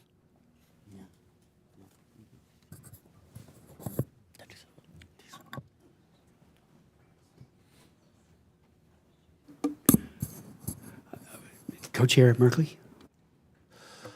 Thank you all very much, and thank you, Mr. Chairman, for organizing this hearing, but all of you for testifying, and all of you who have come to witness this conversation and really emphasize it. I wanted to ask you, Ms. Togochog, in your recommendations, you mentioned the Southern Mongolian Human Rights Policy Act that Senator Sullivan and I have introduced, and it calls for the preservation of the culture and language of Southern Mongolians. It directs the Smithsonian Institution to use its resources to help preserve culture, Southern Mongolian culture endangered. It directs the Institute for Museum and Library Sciences to explore a grant program to support preservation. For example, if a community sets up a museum or a language program or so forth. You mentioned your support for it, but I just wanted to, not a lot of people are familiar with this bill yet, so I wanted to emphasize, in your own words, would this be of helpful? I think that this would be helpful because the culture in Mongolia, there's a current cultural genocide going on in Mongolia, and I think some of the main issues are surrounding things like our language, surrounding things like our traditional like calligraphy and script and things, and they're being displayed on the streets and in libraries, and currently, for example, as you mentioned, libraries, things like that, Mongolian language books are being banned, and Mongolian language is being banned as a language of instruction. So I think it's really important to celebrate the culture of Mongolians and to foster a sort of environment and where it can flourish and continue, and generations to come, such as my generation and generations after, to be continuously immersed in this, which is why I feel it's so important to keep, institutions and programs that surround and focus on preserving culture. I think that's why it's so important to encourage those and support those. Well, thank you, and I want to add my compliments to those of the chair. A few of us could envision coming here when we were 17 and presenting such a cogent argument, so well done. I want to turn to one more question. I'm being called to a vote in the Senate, but I'm going to squeeze in one more before they come and say the last vote out. But I really wanted to turn, Mr. Abbas, to your testimony, and you mentioned how your family has suffered, and I believe it was your sister's imprisonment, and part of this is a really a horrific pressure placed on those who are diaspora working to publicize abuses, how their family is retaliated against. And so I've really been trying to amplify, and this gathering has held a number of hearings related to transnational repression, and can you give us some sense of your sister's imprisonment was directly associated with your advocacy? I just want to make sure if I understood that clearly. Yes, sir. My other sister, Rushan Abbas, she spoke at the Hudson's Institute on 2018, December 2018, early December. After 1 week, my other sister disappeared. So that's a very clear, direct retaliation of our advocacy. Both my sister Rushan and I have been very active, especially since Chinese government is committing the genocide and crime against humanity. We have been talking with a member of Congress here at the Hill since 2017. So that is direct retaliation.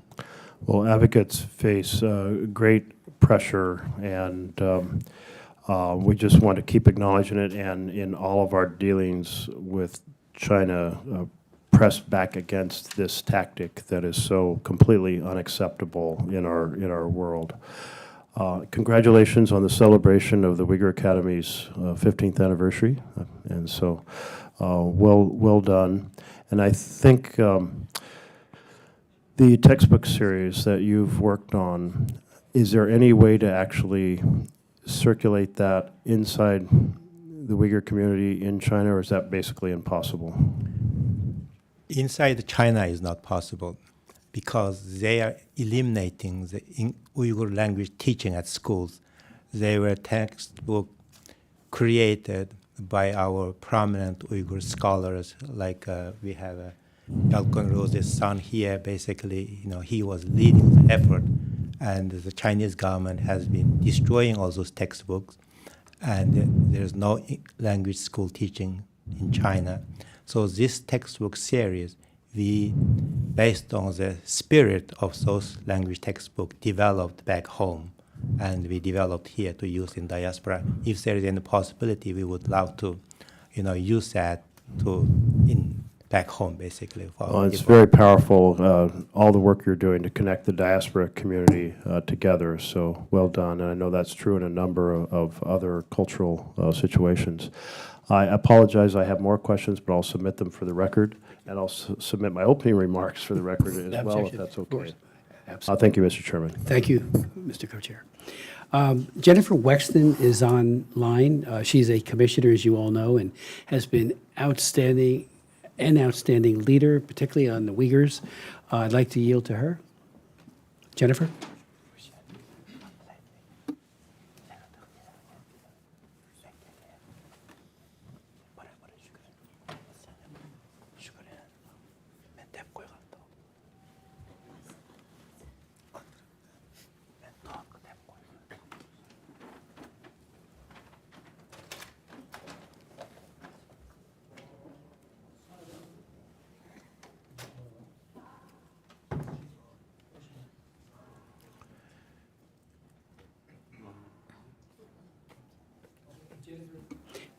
Jennifer, if you have any questions or comments, we'd be more than happy to have you speak.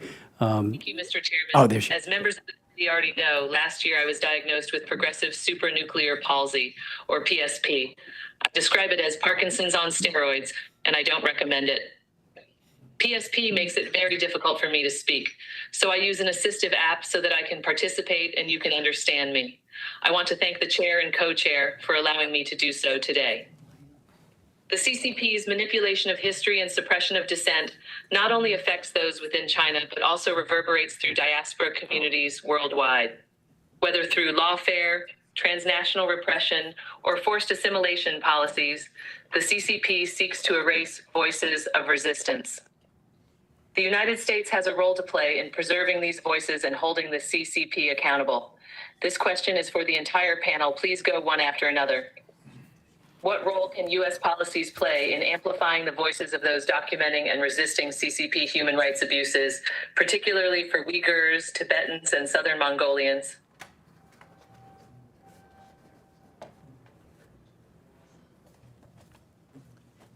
Should I start? Should I start? Yeah. Thank you, Representative Wexton. That's a very good questions. Organizations like Uyghur Academy and others are at the forefront of counting the Uyghur genocide and the Chinese government's disinformation, preserving our identity and culture. With increased support, this organization can amplify the effort, ensure the preservation of the language, culture, and continue the advocacy for the justice and the human right. The U.S. can allow more resources to establish Uyghur language schools or language teaching programs in the charter of public schools in the Uyghur concentrated area in the U.S. Develop Uyghur language curriculum initiative to enhance youth engagement. Those are also very important. Like Virginia is a home for many Uyghurs here living in Virginia, has some initiative like Anna Care Education Center. Congress can help to ensure the continue those vital work, offering scholarship, encouraging research initiative to field in linguistic history, focusing on Uyghur heritage, and provide urgent help for the Uyghur refugees in the U.S. by expediting their refugee application process. We have Uyghur has been waiting for 8, 9, 10 years after applying asylum. Facilitate to bring their family to the safety. That's also very important. We also hope that Congress can pass Uyghur Genocide Accountability and Sanction Act of 2024. The Uyghur Policy Act has passed at the House, and we hope that is passed in the Senate as well, make it into the law. We also recommend considering an Uyghur Culture Prevention Act. Thank you.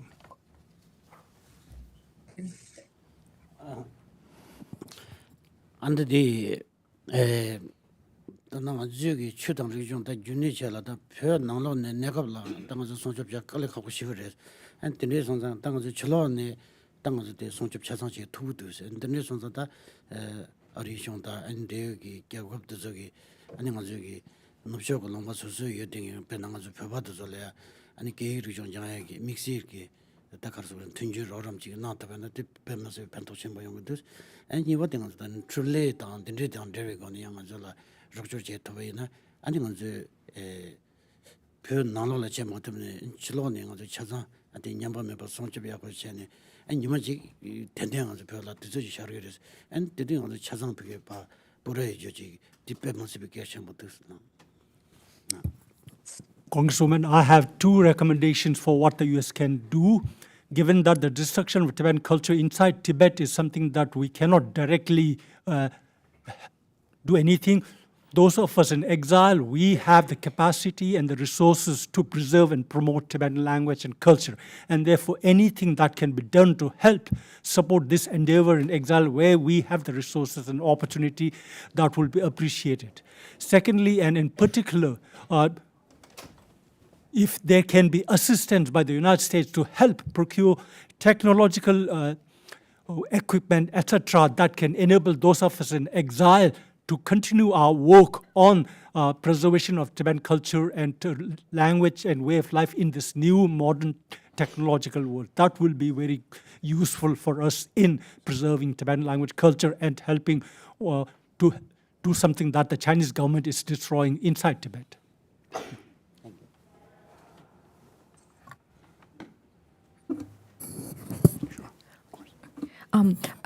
I would also like to think that it would be helpful for to provide fundings for NGOs and for to create curriculums to help the Chinese population, because very often if you go to Chinatown, many people are still supporting the CCP even though they're physically in the United States. So I think this kind of resources support, funding support to NGOs and in-depth investigation for journalism in the United States, even though sometimes the CCP would say that, okay, Voice of America or Radio Free Asia, these are supported by the American government. So sometimes people try to stay away from that kind of narrative, but I think it's important that we don't actually care what the CCP are phrasing us. Like they often call me as a foreign agent for the Americans too, and poisoning the minds of the Chinese students and the Hong Kong students. But I think that we know what the truth is, and we should just do the right thing, and instead of worrying that let them manipulate our narratives and even our action in our efforts to preserve historical memory. So the monopoly of historiography by the CCP state has been is dangerous. So we should have our own, set the record straight and set up the historical memory based on the historical truth. And I think that's important in order to do this. And we have the support and funding resources outside China to support independent investigation, we support independent journalism, and support NGOs to help to get these narratives heard. Thank you. Just something really quickly. I think just the United States needs to play defense here. Needs to be create sort of an arc of truth and history that is not possible inside of China right now. So I do think that, like I said, making sure that the archives, small universities or smaller museums are not afraid or incentivized perhaps through grant programs to preserve or to do exhibits or to do collections or preserve existing ones on all of the things we're talking about here. I think universities can be a great resource here, but I think universities in the United States do face some, there's pressure from Chinese students. They have a lot of connections in China. They don't want to offend Chinese. So I think ways in which the U.S. government can incentivize universities in the United States to research, to support professors who study these subjects, and create archives and other historical collections can go a long way toward preserving and dealing with the problems we're dealing with here. Thanks. I think that for in terms of helping Southern Mongolians, and that includes both those living in the Southern Mongolian region and those in exile, I think I would refer back to the 4 recommendations, especially a few. So the second one that I said that my father has been working on for a long time, and that is very important for us, is to have a Mongolian language program in Voice of America, because that is, as we know, a national broadcasting system, and it can really, especially within the political Chinese region that many Southern Mongolians inhabit, there is not a lot of access to free press. There's a lot of censorship, and having something like that to encourage Mongolian unity and to spread like important discussion topics and inform fellow Mongolians about the current going-ons is very important. And I think also the passing of the Southern Mongolian Human Rights Policy Act is another very important thing, and just overall giving resources and time and promoting, advocating for the preservation of our language, culture, and identity. And this just goes back to talking about our education system. That's one main thing, and our art and culture, working on preserving that, and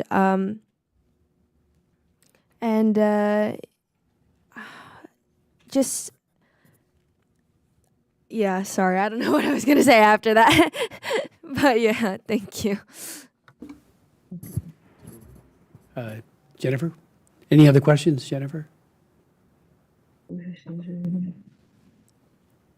Mr. Chairman, this is my last commission hearing before I retire from Congress, so I want to say that it has been an honor and a privilege to serve on this panel and work with you all to defend human rights, fight against forced labor, and counter CCP repression around the world. I'd especially like to thank you, Chair Smith and Co-Chair Merkley, for your leadership on these issues, as well as your support of me as I adapted to working and participating in commission proceedings with my diagnosis.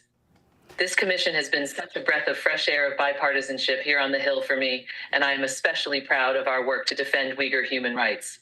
I still remember the first time I sat down with constituents to talk about the Uyghur plight at the Adams Center in my district in 2018. Since then, we passed the Uyghur Forced Labor Prevention Act, and I've introduced multiple bipartisan bills to curb and bring attention to this genocide that I hope will live on beyond my time in Congress and soon be signed into law. It has been one of my great honors as a member of Congress to work with this community to fight back against the CCP's campaign of genocide and transnational repression against Uyghur and other religious minority populations in Western China. There is still so much work to do to protect the lives and dignity of the Uyghur people, and I trust that this body will continue and redouble its efforts next Congress to do so. Once again, it has been an honor to serve with you all. Thank you, and I yield back. Jennifer, thank you so very much, and frankly, the honor is ours, and I know Senator Merkley and I are absolutely in agreement about this. We deeply appreciate your contribution, your leadership, particularly on the issue of assisting the oppressed Uyghur people. You have been outstanding, you've been tenacious, and you're going to be sorely missed. So I want to thank you for that leadership, and again, we will stay in touch with you going forward, because we need your wisdom and we need your thoughts, and so thank you so very, very much. I do have another question. I have several, but I will just reduce it a little bit.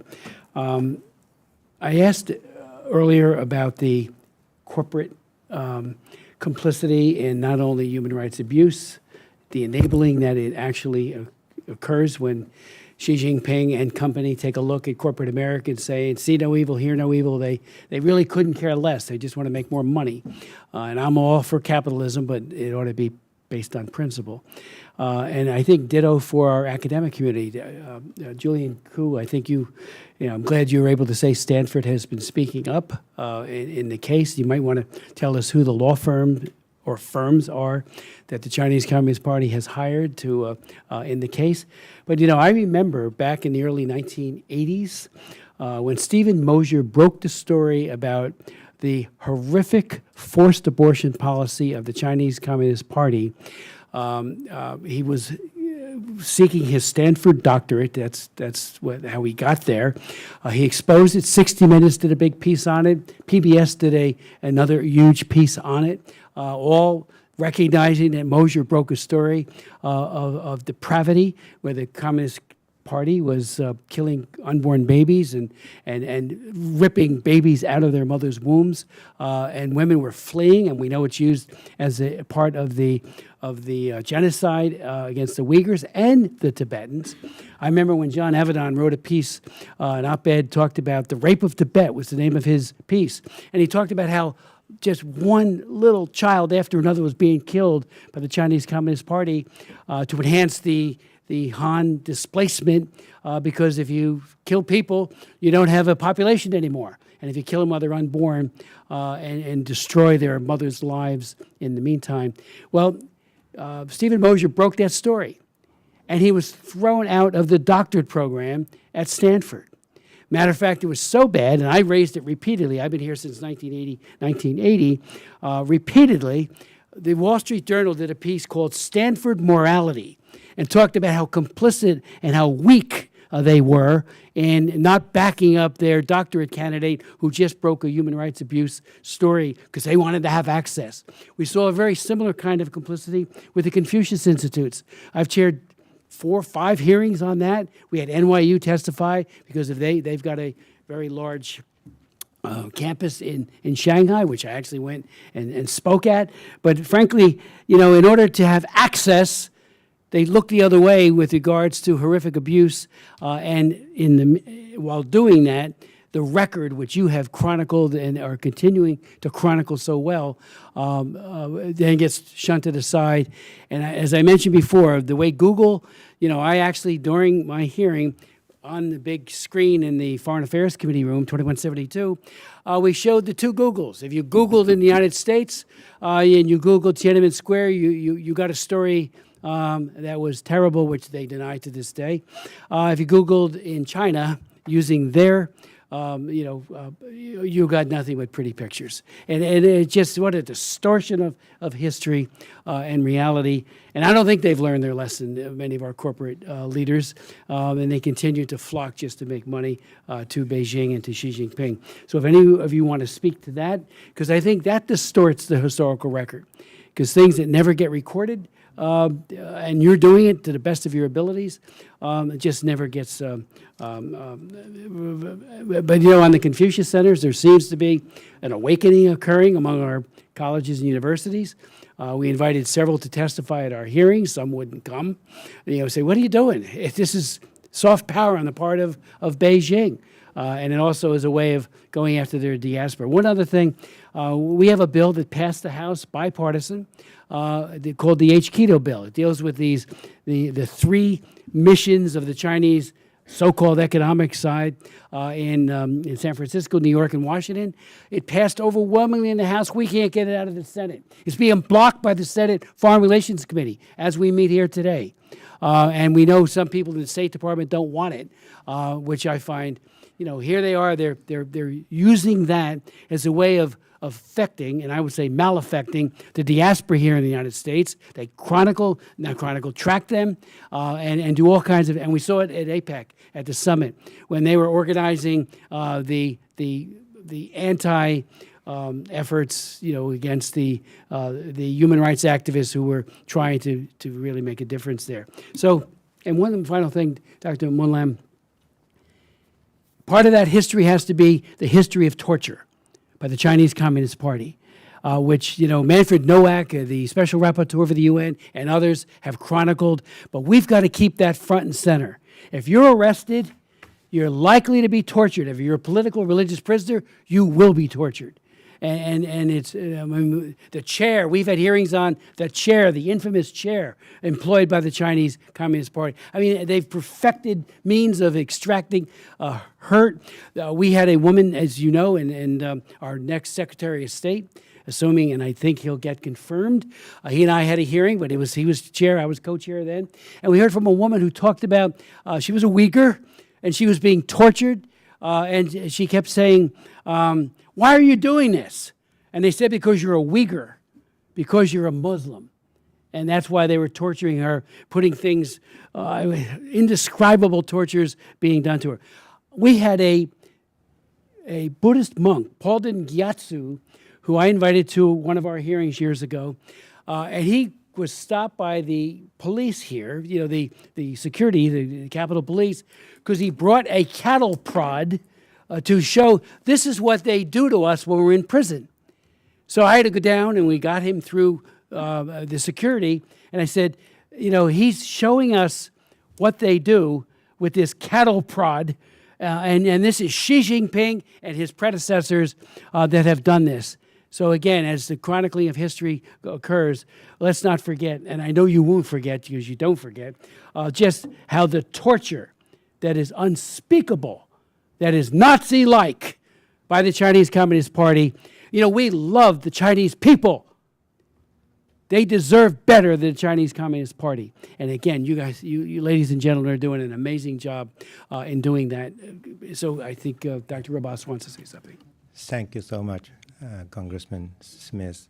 As you said, we have live witnesses from those, the torture, the camp survivor that testified. I think we probably have testified here at your commissions number of times.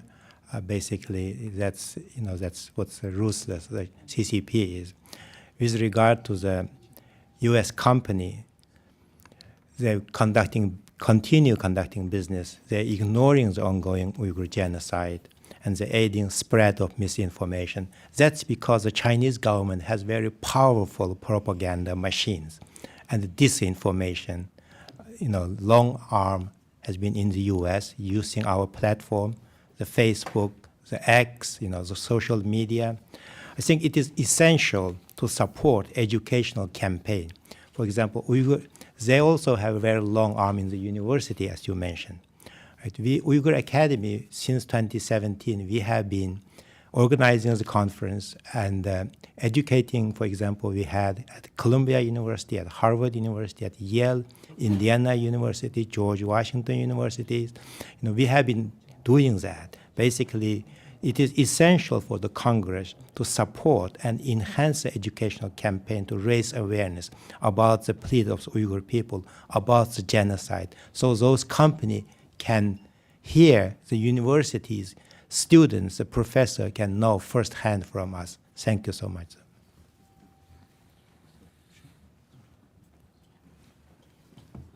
Yeah, along the line, I fully agree. I think that the CCP has been using democracy to undermine democracy in democracy. So on campuses, and we saw that all the time, and students are living with fear. And for faculty members, I think people like me, the better you are with your job, the more possible that you are going to lose your job. And it's the same for journalists, because you cannot get access to the to China, and then you cannot get work visa as a journalist, as a scholar. So they are making this like you. It's conflict of interest. You study China, but then the Chinese government controls whether you can go into the field, whether you have opportunities, you can work with the students from China. So this is conflict of interest, but then they control all of this. Number one, using democracy to undermine democracy. Second, we are in a deep dilemma. The better you are with your job, you are going to lose your job and pay a personal price for those that's originally from mainland China. I think not until the day that we can speak without, we have human rights, we can speak without fear, we can write without fear. We don't have to worry about like me. If I teach well, then I am going to face consequences, personal, professional. Until that day happen, that I think the CCP is going to control us. So the only thing that we can do, I think, in the United States, number one, please preserve and protect your democracy. To set up a good example, in 1989, the reason we took to the street was we were inspired by the liberty and democracy of the United States. That's why we set up the statue of the goddess of democracy in Tiananmen Square when the tank come in and then crash down. So I hope that we would have a strong democracy here to show. Thank you very much.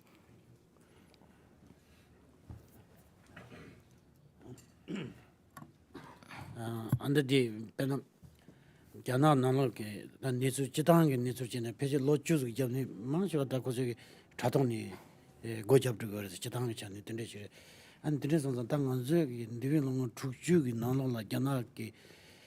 Nisu Khan Shomba, Tangoyan Nisu, the Censure Nalone, nyarsache ode hajan ke chimore da dinde songzang az chiloni nyarsache motowena da di pyo nangdang pasha ni gemi kuranzugi nezir de lojiran jona nezir nyarsache motowe nedan dinde chade sha chiktiche an niwa di kuzugi nizu zumma dan reshe lokpa gyabche ani 총질 기도니 칼에 고지 레실 로가점니 아니 고저기 벤저기 개발을 다니 아니 단당 저기 배우단 이구르단 디기 전염물이 절다 배 강에 망고지가 ਕੰಪ니 든지 총질을 든 강에 망고 태기 되었다. Mr. Chairman, in terms of the preservation of the history of torture, we all know that inside China, the Chinese government revised history and therefore, leave alone ancient history, even history within 10 years would be changed and people inside China would not have that opportunity. So what we can do outside, and we do with our, for example, is the fact that the Tibetans and diaspora have written about their experience, including the experience of torture, as you know about the case. And these are being preserved and disseminated. And we also are trying to have more of these online so that they can be seen and can educate the coming generation on the torture. That's the fact. Secondly, I also agree with you that corporations in order to gain access or for fear of the Chinese economic leverage tend to be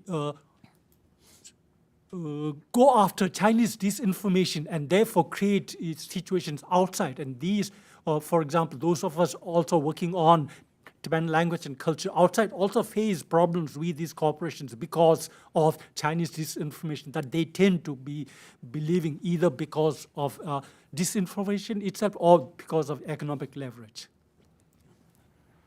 Let me add one final thing. When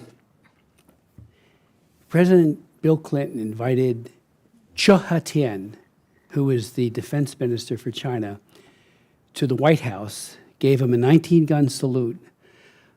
Here was the man who was the butcher of Beijing. He ordered operationally the killing and the maiming of many, many of the greatest democracy activists and the imprisonment of others. He went to the Army War College while here for about a week and said, nobody died at Tiananmen Square.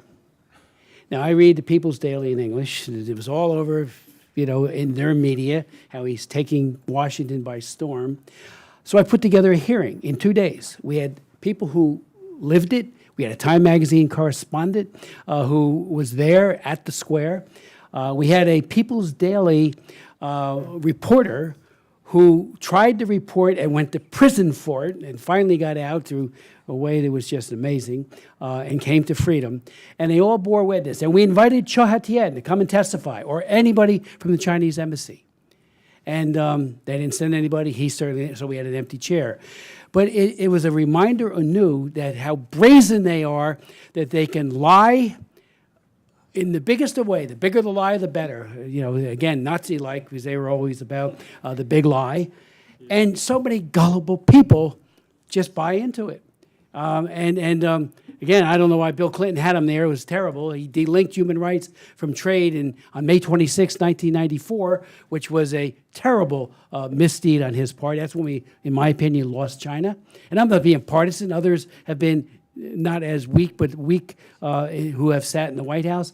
But Cho Ha-tien, here he is. The guy should have went to The Hague for crimes against humanity, and he gets feted at the White House. So why are we in disbelief that they think that they can market lies ad nauseum and they're bought hook, line, and sinker by a gullible media and certainly by the corporate types and many, many politicians. So that hearing was so telling to me. We had these great people, including students, testifying. Again, at great risk to themselves and their families back home. But they said the truth had to be told. The record had to be clear. I'd like to yield to Commissioner Nunn and thank him for his leadership because and for winning in a landslide. Well, first of all, Chairman Smith, thank you very much for bringing in this group. I appreciate this being not only a bipartisan effort, a bicameral effort, but also bringing in elements of the executive administration for a comprehensive whole-of-government approach in addressing what China has perpetrated not only on its own people, but around the world. Look, we have long known that Xi Jinping and the Chinese Communist Party will never fully give us the truth about practically anything. But alternatively, Xi's regime is reaching back in time to actually shift the narrative of its own rise to power and changing history before us. We need only look at what happened on the 35th anniversary of Tiananmen Square to see how China censored its own people yet again, 3 decades on, eliminating things like Tank Man, continuing to perpetrate the big lie, as you noted, Mr. Chairman, that no one perished in Tiananmen. In 2021, China's cyberspace regulator launched a top line for reporting of any harmful information involving historical nihilism, meaning that that level of free speech couldn't even be discussed within China. On the world stage, the CCP continues to deny human rights and violations against Uyghurs, Tibetans, Mongolians, and others. The CCP subversion of historical and public discourse surrounding sensitive events shows that they not only will go to any length, but they will literally try to rewrite the history books of a country that is thousands and thousands of years old to meet a present-day desire to have a narrative in their favor. But through the works of communism and their efforts to subvert this, there are heroes, particularly those in front of us today, those serving on this commission, the people who have been brave enough in the diaspora community to stand up for what we know to be the rich history that is the Chinese people. We can counter these efforts to ensure these important facts and a future for China are not erased today. And I believe it's our duty to speak out for those who cannot speak with us presently because they are detained either by the CCP, its crippling grasp over its own population, and its aggressive and nefarious actions overseas to silence those who would call out their bad behavior. So with that, Dr. Lobsang Munlam, you are a Buddhist monk. You are a Tibetan monk. You are also a tech entrepreneur. You founded Molon Artificial Intelligence. I, as an Air Force counterintelligence officer, worked with a prototype program called Blue Horizons. And in our prototype, we looked at large language models. The first priority we did was to develop a program called Project Maize. And it was to translate in real time what was being said behind the firewall in Mandarin so that folks around the world, particularly the preponderance of those here in the U.S. who speak English, could truly understand what was being said by the Chinese government about the Chinese people. And you're absolutely right. What comes out of China through, the daily messaging in English was immediately seen to be counterintuitive to what they were speaking about internal, particularly about its own people. And while they refused to mention Uyghurs in their English publications, they clearly were designing a comms plan internal to China to threaten those communities. And certainly, as you have seen in Tibet, this is one of the areas where the manipulation of language, of narrative, of history, of culture has taken a frightening hold. The chairman brought in an American actor, Richard Gere, who highlighted directly what this has done to the exiled community. Doctor, with your work, I wonder if you could speak to us about the suppression of narratives in Tibet as a way to control the population there by folks in Beijing.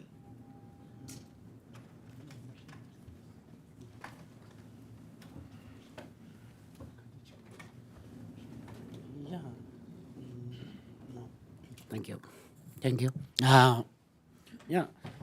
The kuzuki gemi the disinformation ki nobody the kuzuki long tongra ki nyamyo yo de jires and de la teni pyo nano la kuzu chigni kuzuki pyoba ki mi zumo so otapta gi yorse gyana mi zumo so ne ani di CCP ki karishe go ne denyen tongmiche and di mani bana di jabla ngutani the dini ki nobala teni the na kuzuki the karishe bana CCP karilamna nyengegi kanda di ki tumdi di 미 야고 메죠 섬노 야고 담마징이 베난 저기 베난로니 미디 우투니 더 저발라 딱 님보 매번 돈이 딱 고체비나 아니 베난라니 메사탄 스스세기어레스 딱 겸이도 저 잡지네 양 고속이 제단 로가지 지네 아니 소소기 소와데 젠도 매번은 냠도 소주다 미 망고세지 배나 딘디레스로 딱 고즈기 단다기 겸미기 삼로 레바데 차상 코란스기 CCP 로단데다 간다 찍바 직장직 선이 아니 가지기 배바성이 민점마도 자원이 매워서야겠다 디리서 미유데 딘디레스 선산 땅 가서 디 출로라 선접 약고 최고 최도 단 누가 제시 등한도 있는데 테크놀로지 통비였어 안 디체베나 겸미기 가지 자원이 벽이 좀 짬미서 자원 소통 말했다 The Chinese government is trying to change the narrative and to stop the real history from coming out in two ways. First is by censoring those who can really tell their stories inside Tibet and not being able to speak truth to their power. Secondly, they have a knowledge of disinformation going back to many years, and so they have that experience of the impact of disinformation for their political agenda. And what they do is they create fake Tibetans in whatever way who will voice what they want to hear and what they expect to hear out of that. And that is something that we need to understand. And those of us in exile, we try to sort of alter that situation by using modern technology, modern ways of means, to the best possible way in which we can provide the reality of the situation. If I can follow up on that, because you've identified two things I think are really important here. One, limiting who can speak, and two, driving their own disinformation campaign. Dr. Malan, you've also led your own resistance, as it were, to preserve Tibetan language, history, through your own artificial intelligence program. Can you tell us how you've done this, and is it being successful? Yeah. Benang 저기 무슨 몰람 LLM 될랑 저기 저거대 그상 저기 비기 대 팅하시기 사비천에 롭정 탭레스로 안 디지털 된다긴 좀는 거는 요대 LLM 상면 안에 가서 비기 리정 레바 용의 약수직 차가 됐어. 안 이거 된 저기 마이크로소프트 translation your Germany or the Tamil 이나 그래서 상막이 인지기 단납쇼기 섬노티 실라샤베 벽에 리정된 시험만도 수수기 리정 엄마도 이 제도면도서 안 된데서 당 한수기 수수 리정 엄마 용이 급자 마시 된데 벽에 LLM 첨부지 서비너스 디 까나먹고 수직기 돌마타베다 아니 디기 한수기 이게 녀와서만 미기 트라던 리정도 딱 컨디는 녀사치 다 미럽지만 아주 베쳤다 약슈레스 엠페나 그래서 달릴라마 AI 당가지던도 소야 판득이 요스로 근데 선사 단 점링 디간라야 판도 첨버려 응아주 벽이 가서 그랬다 섬노던 따와 문트는 내고는 다 수케 쳐주랬어요. I've been mindful of this issue, and therefore in two ways we have been able to work on this AI introduction. First of all, we have a collection of 50,000 Tibetan books in LLM, which may be by far the largest resource on Tibetan, things Tibetan within throughout the world. And that is a resource that will continue to help and use and expand. Secondly, there are online translation facilities, whether it's Microsoft or anything. But the weakness of these are that they are not born out of Tibetan cultural background, and so they don't have that understanding, knowledge of what comes beyond culture when we do this translation. Whereas we at Mongolian AI have that opportunity of our background in it, and that can enable us to work it. With these things, we are currently now working on the Dalai Lama AI, which will also help on this.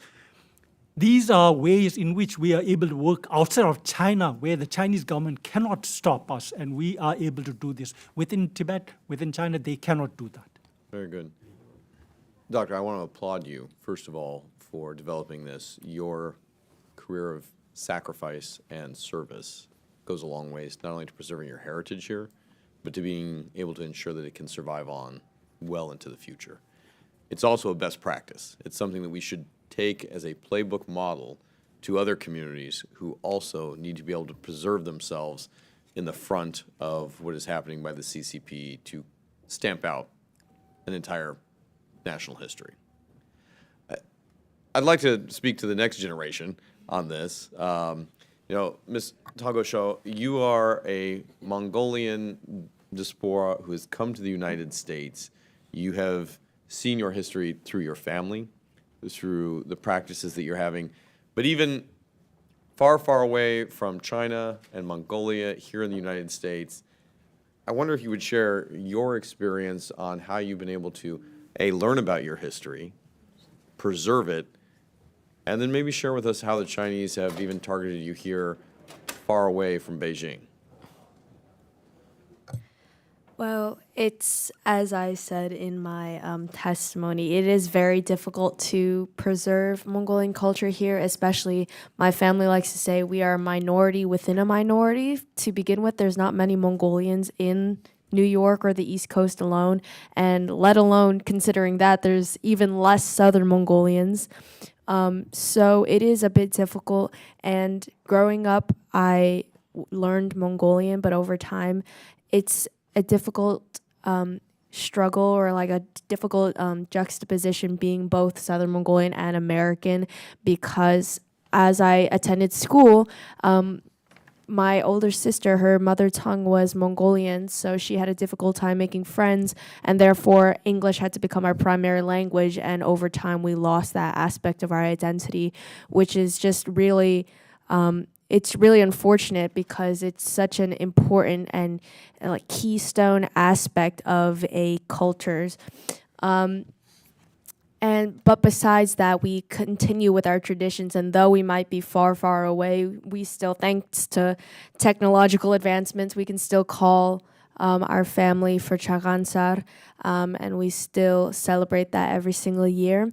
But even in the U.S., far away from China and Southern Mongolia, personally, we've had my father has had calls coming from China with threats, and there are many, like on social media, there's many people speaking out and saying, you know, what we're saying is false. When I spoke at the UN, there was Chinese representatives saying that what I was saying is false, and much like Monlam Sen, I believe, they created fake Southern Mongolians, or they got Southern Mongolians to quote unquote say, oh, what they're saying is wrong, and we have a Southern Mongolian to prove it, which is of course inaccurate. So even so far away, and even being born in the US myself, I've still had this struggle with trying to get CCP control to lessen that sort of control and the grasp that it has over us even in the US. But yeah, thank you.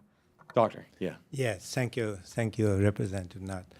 Just to your point, next generations, we have our next generation from Harvard University, Uyghur student. She grew up in Texas. There's only one Uyghur family lives there.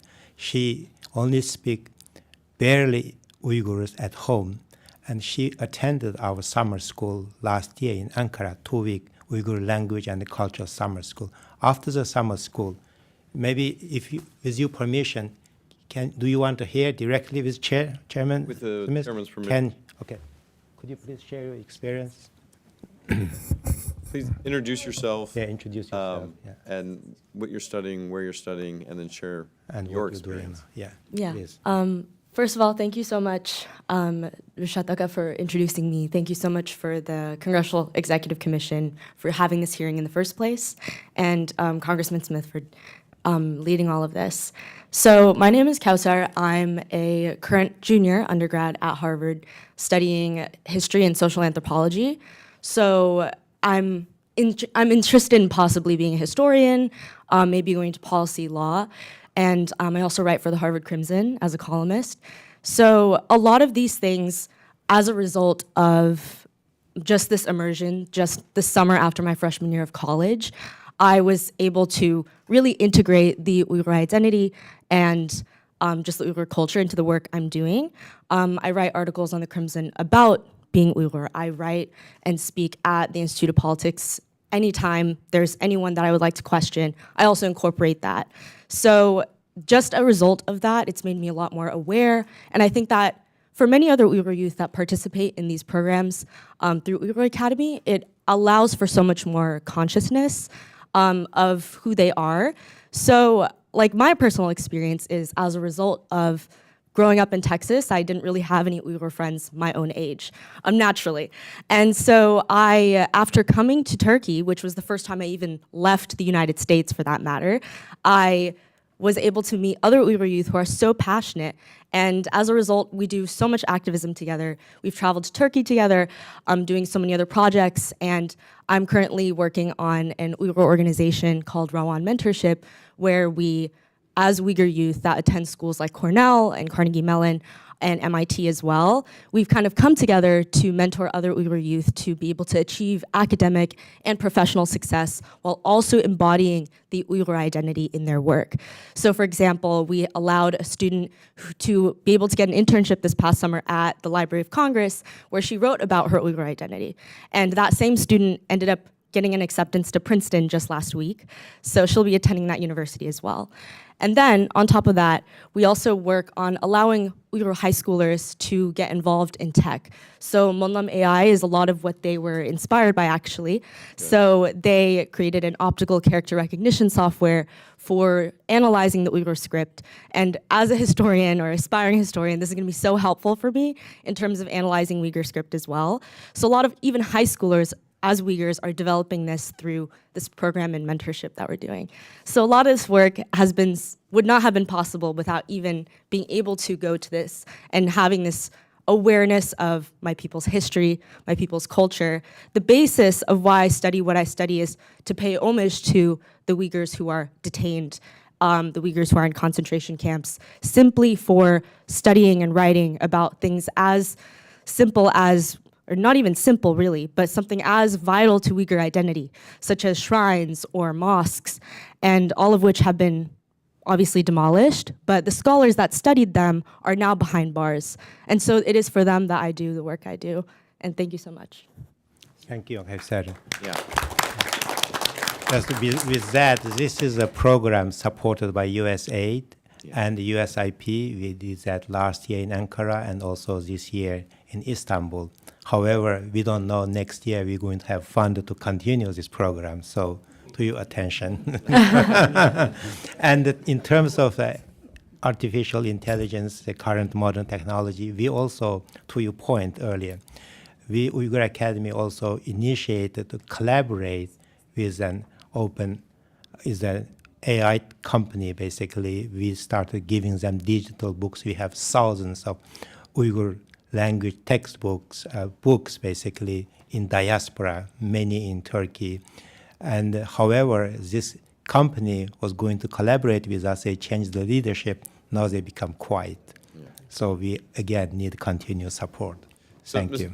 Thank you. First of all, to the next generation of great leaders who are going to carry not only your family's history, your nationality and cultural history, your language, the very essence of who you are, whether it be Uyghur, Mongolian, Tibetan, Taiwanese. Learning from each other, working and executing is a huge aspect of this.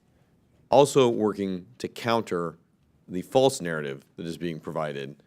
And this is where I, Mr. Chairman, really look towards that of what we can do in the artificial intelligence space to be clear when a counter-narrative comes out from the CCP, to be able to confront it with fact, to be able to be timely about it, and to be able to provide air support back to those who are on the ground in and around China. I will end with this and just say there has to be an opportunity here to recognize that it is not China alone. It is who China is able to bully. And it's not just the existing generation, the next generation. It includes some of our tech companies who also need to be bold in this, to be able to stand up and not feel pressure from Beijing to not support the type of innovation, the success, the AI that has been able to provide truth in the face of overwhelming opposition. But just like Tank Man in Tiananmen 35 years ago, it takes each one of you to stand up to an overwhelming Chinese repression system to make sure that these individuals and your future voice continues to be heard. So I salute you on that. This commission continues to stand with you. Thank you very much for being here today. Thank you. I yield my time, Mr. Commissioner. Thank you very much, Commissioner Nunn.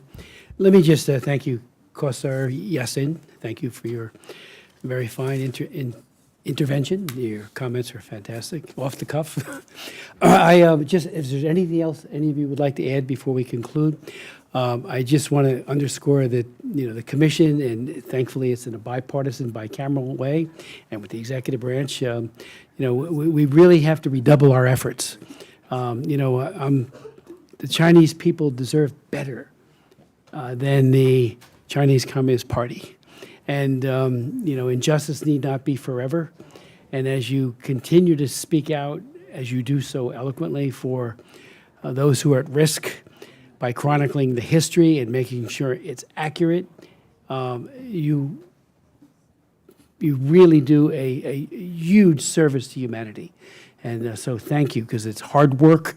I'm sure it's very hard work, but you're up to it. And, I was thinking as Dr. Manlan was talking about, his 50,000 book collection, Thomas Jefferson was the beginning of our Library of Congress when he donated his books. Books are extremely important, accurate books in chronicling of history. So thank you so very, very much. But if there's anything else any of you would like to add before we conclude, thank you so much. The Commission's hearing is adjourned.